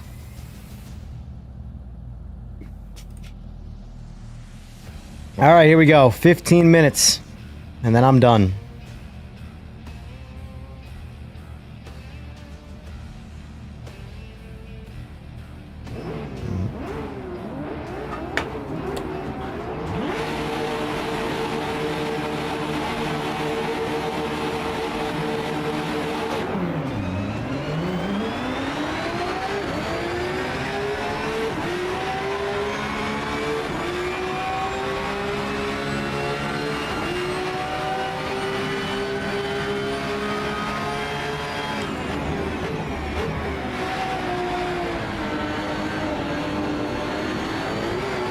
Why? Why? You... Oh, look at it. It's an orange Mercedes again.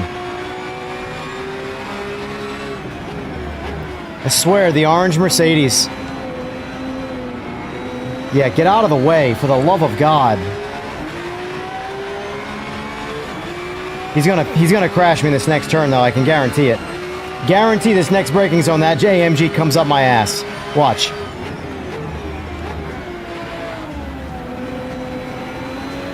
Wow, he didn't.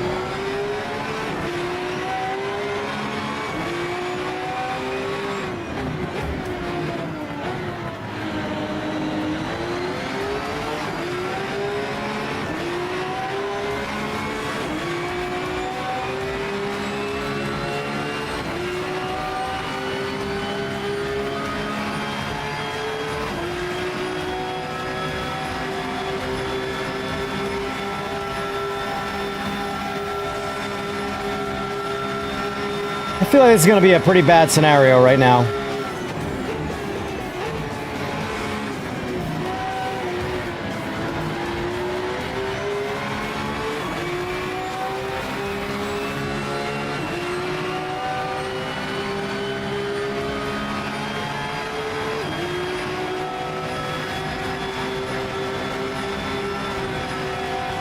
I gotta get out of this pack. I'm in a bad spot. I do not trust any of these guys.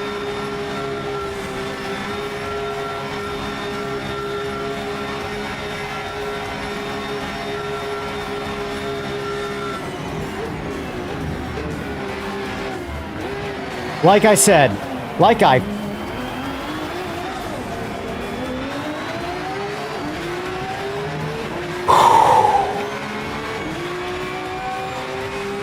you do not want to be in a cluster of cars in any of these games.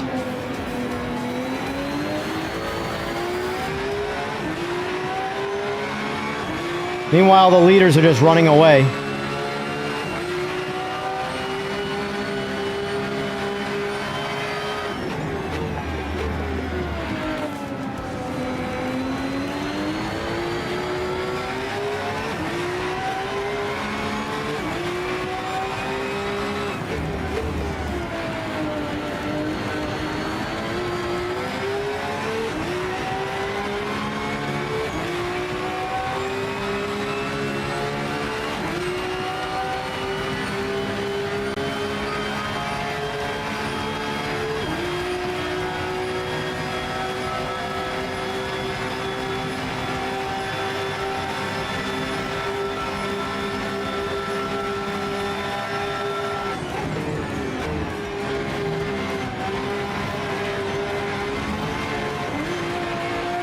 Knew it.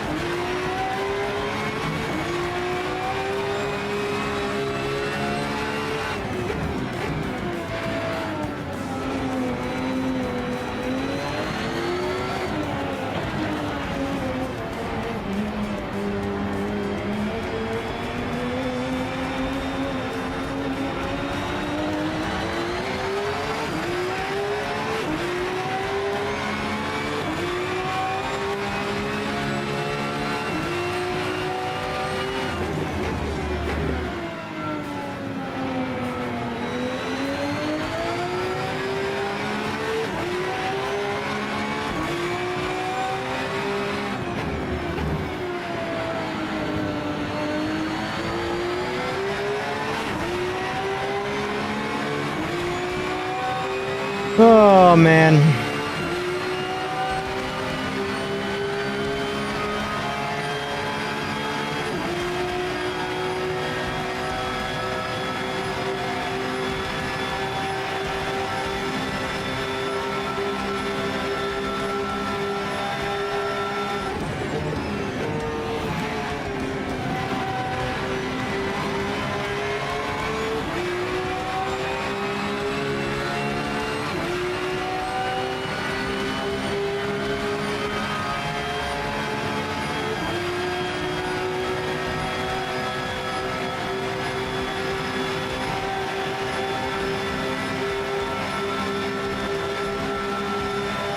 I am living proof that no amount of mechanical hardware makes you better at video games. I lose to more console players than I will ever lose to PC players in any multiplayer game.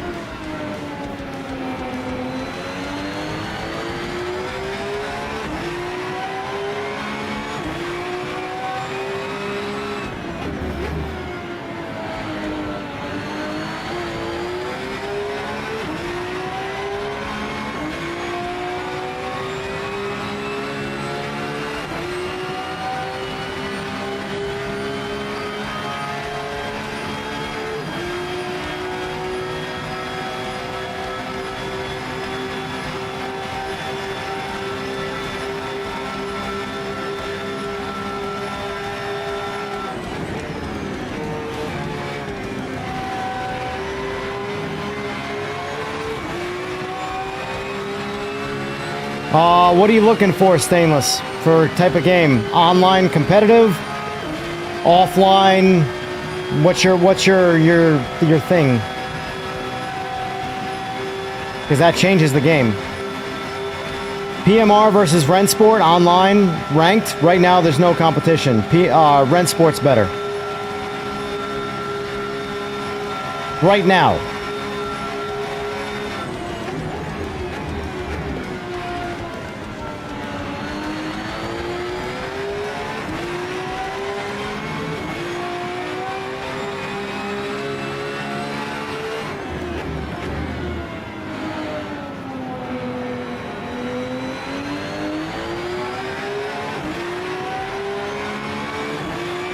Yeah, Xbox is kicking my ass right now. So we know it works on Xbox. Because I have all the mechanical stuff money can buy and it's doing nothing for me. I'm losing to a bunch of guys on a gamepad right now. It's wild.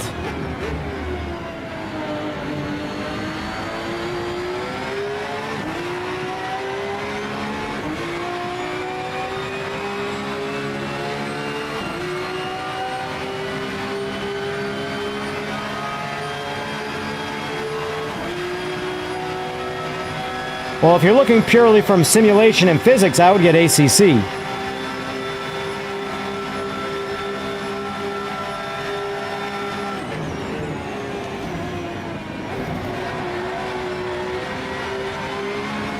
Came into that a little too hot.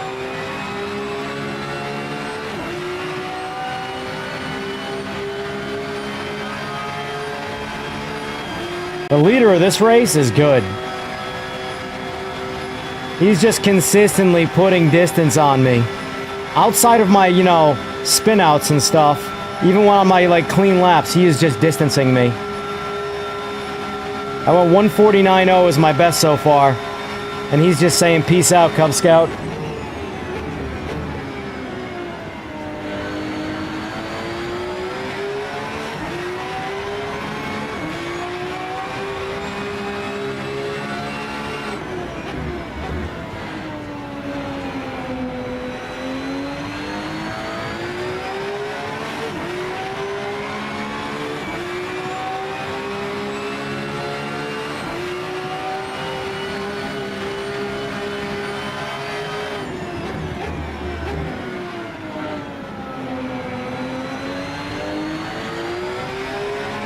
My goal is to just maintain position, not get any more incident points, and do some clean laps. That's really all I can do right now. Unless one of the guys in front of me makes a big mistake and falls out of the race, this is where I'm at.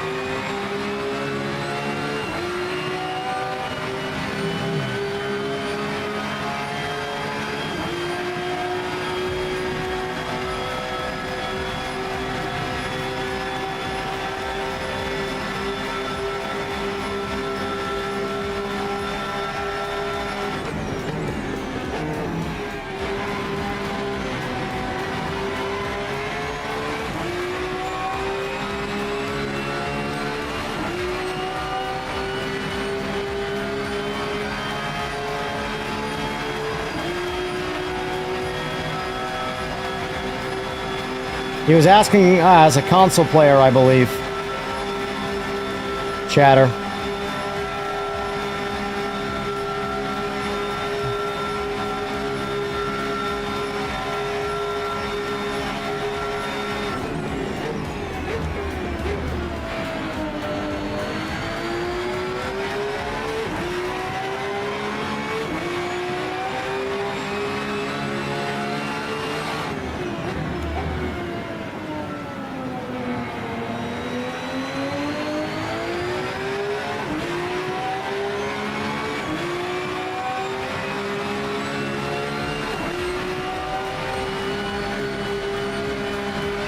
But I also think collision physics of all these games are actually pretty terrible.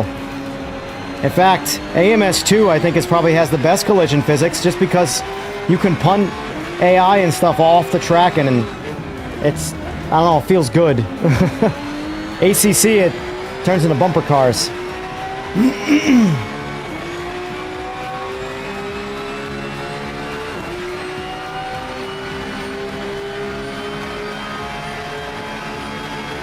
There's got to be like a secret to the style of driving in Rennsport because there's so much more grip. Because, I mean, the leaders are running away from me. And, like, my laps aren't bad. They are just...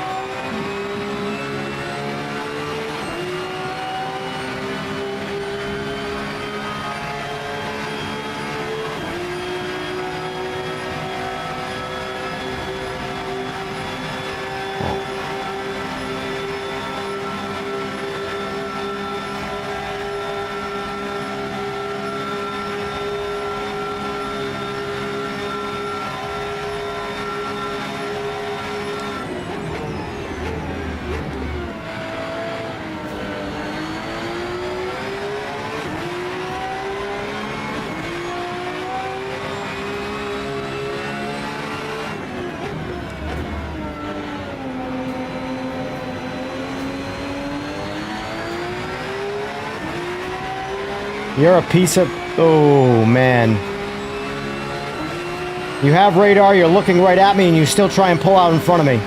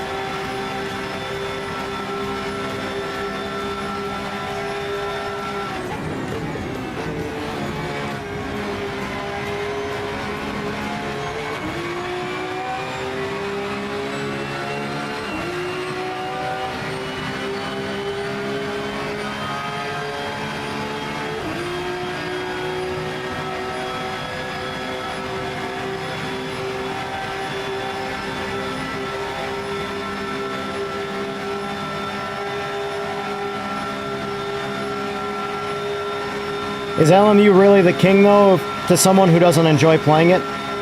That's the reality of the situation. The best game is the one that you enjoy the most, not the one that somebody else enjoys the most. That's the reality of all things video games.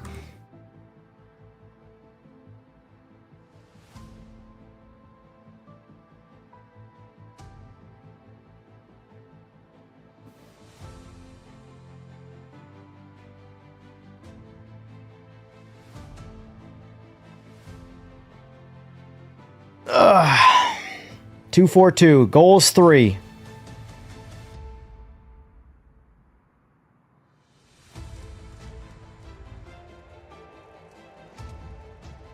All right, it is chat time, and then I'm signing off.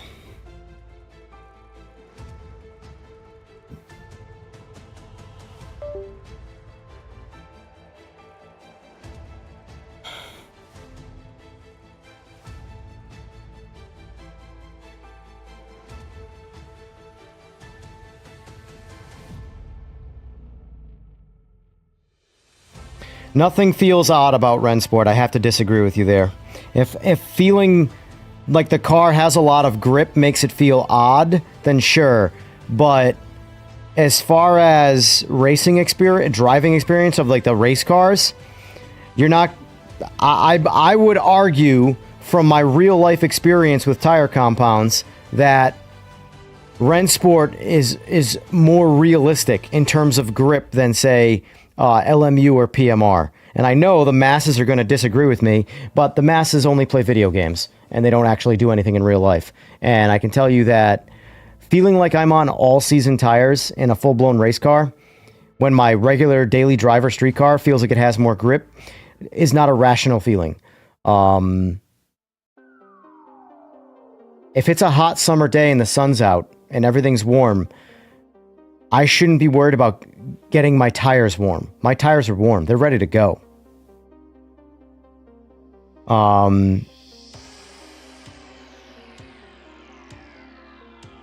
For online ranked play, right now, Rennsport's better than PMR. I can't even try and defend PMR right now online, ranked anyway. Thank you for the sub. I appreciate that. I can't defend PMR's online ranked experience. It's lackluster, it's forced, and it feels incomplete. You know, no radar is a big miss in my opinion. I know it's supposedly coming soon. We'll see, but yeah.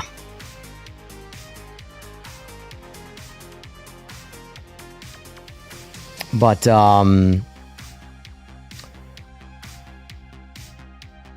yeah, today's win, since we're talking about that, today's win is going to Rennsport. Rennsport takes the W over PMR for online racing experience, for ranked play. Ranked play. Not custom lobbies, because this game doesn't have custom lobbies. PMR's custom lobbies, of the three, is the most fun, but I'm a casual. I will always argue custom open lobbies is way more fun than any ranked play. I personally don't like ranked play. I don't want to feel like I'm forced to do good in place of having fun. I want to have a good time. If I make a mistake, I don't want to feel like I just ruined my session, you know? So for me, the casual online experience of Project Motor Racing is better, but as far as ranked play is concerned, which is what we focused on today, Rennsport takes the cake hands down, without question. So Wednesday during the day, since we're talking about it, I'm going to be comparing Rennsport to LMU's ranked system. And I'm going to see which one I like better. Now, mind you, I'm coming from this from the perspective specifically of being a casual. So if you are a die-hard ranked player who only cares about ranked and being the best in the world, you're probably going to disagree with me on a lot of things. As someone whose primary focus is having a good time and having fun and not caring about how the world looks at me in terms of my skill set on a driving sim, then you might, you know, agree with me on my opinions. But in the meantime, yeah, that's going to go ahead and do it. I will be online later tonight again for my evening stream, 11 p.m. Eastern Standard Time. For my casual open lobbies, I usually do Project Motor Racing. I'm undecided what I feel like doing tonight. Part of me wants to jump on Rennsport and do some online play, but the problem is I can't host a lobby. I've already spoken to developers about that and how that would be a really good thing, especially for crossplay, to be able to hold custom lobbies. But we'll see. It'll probably be PMR. Who knows?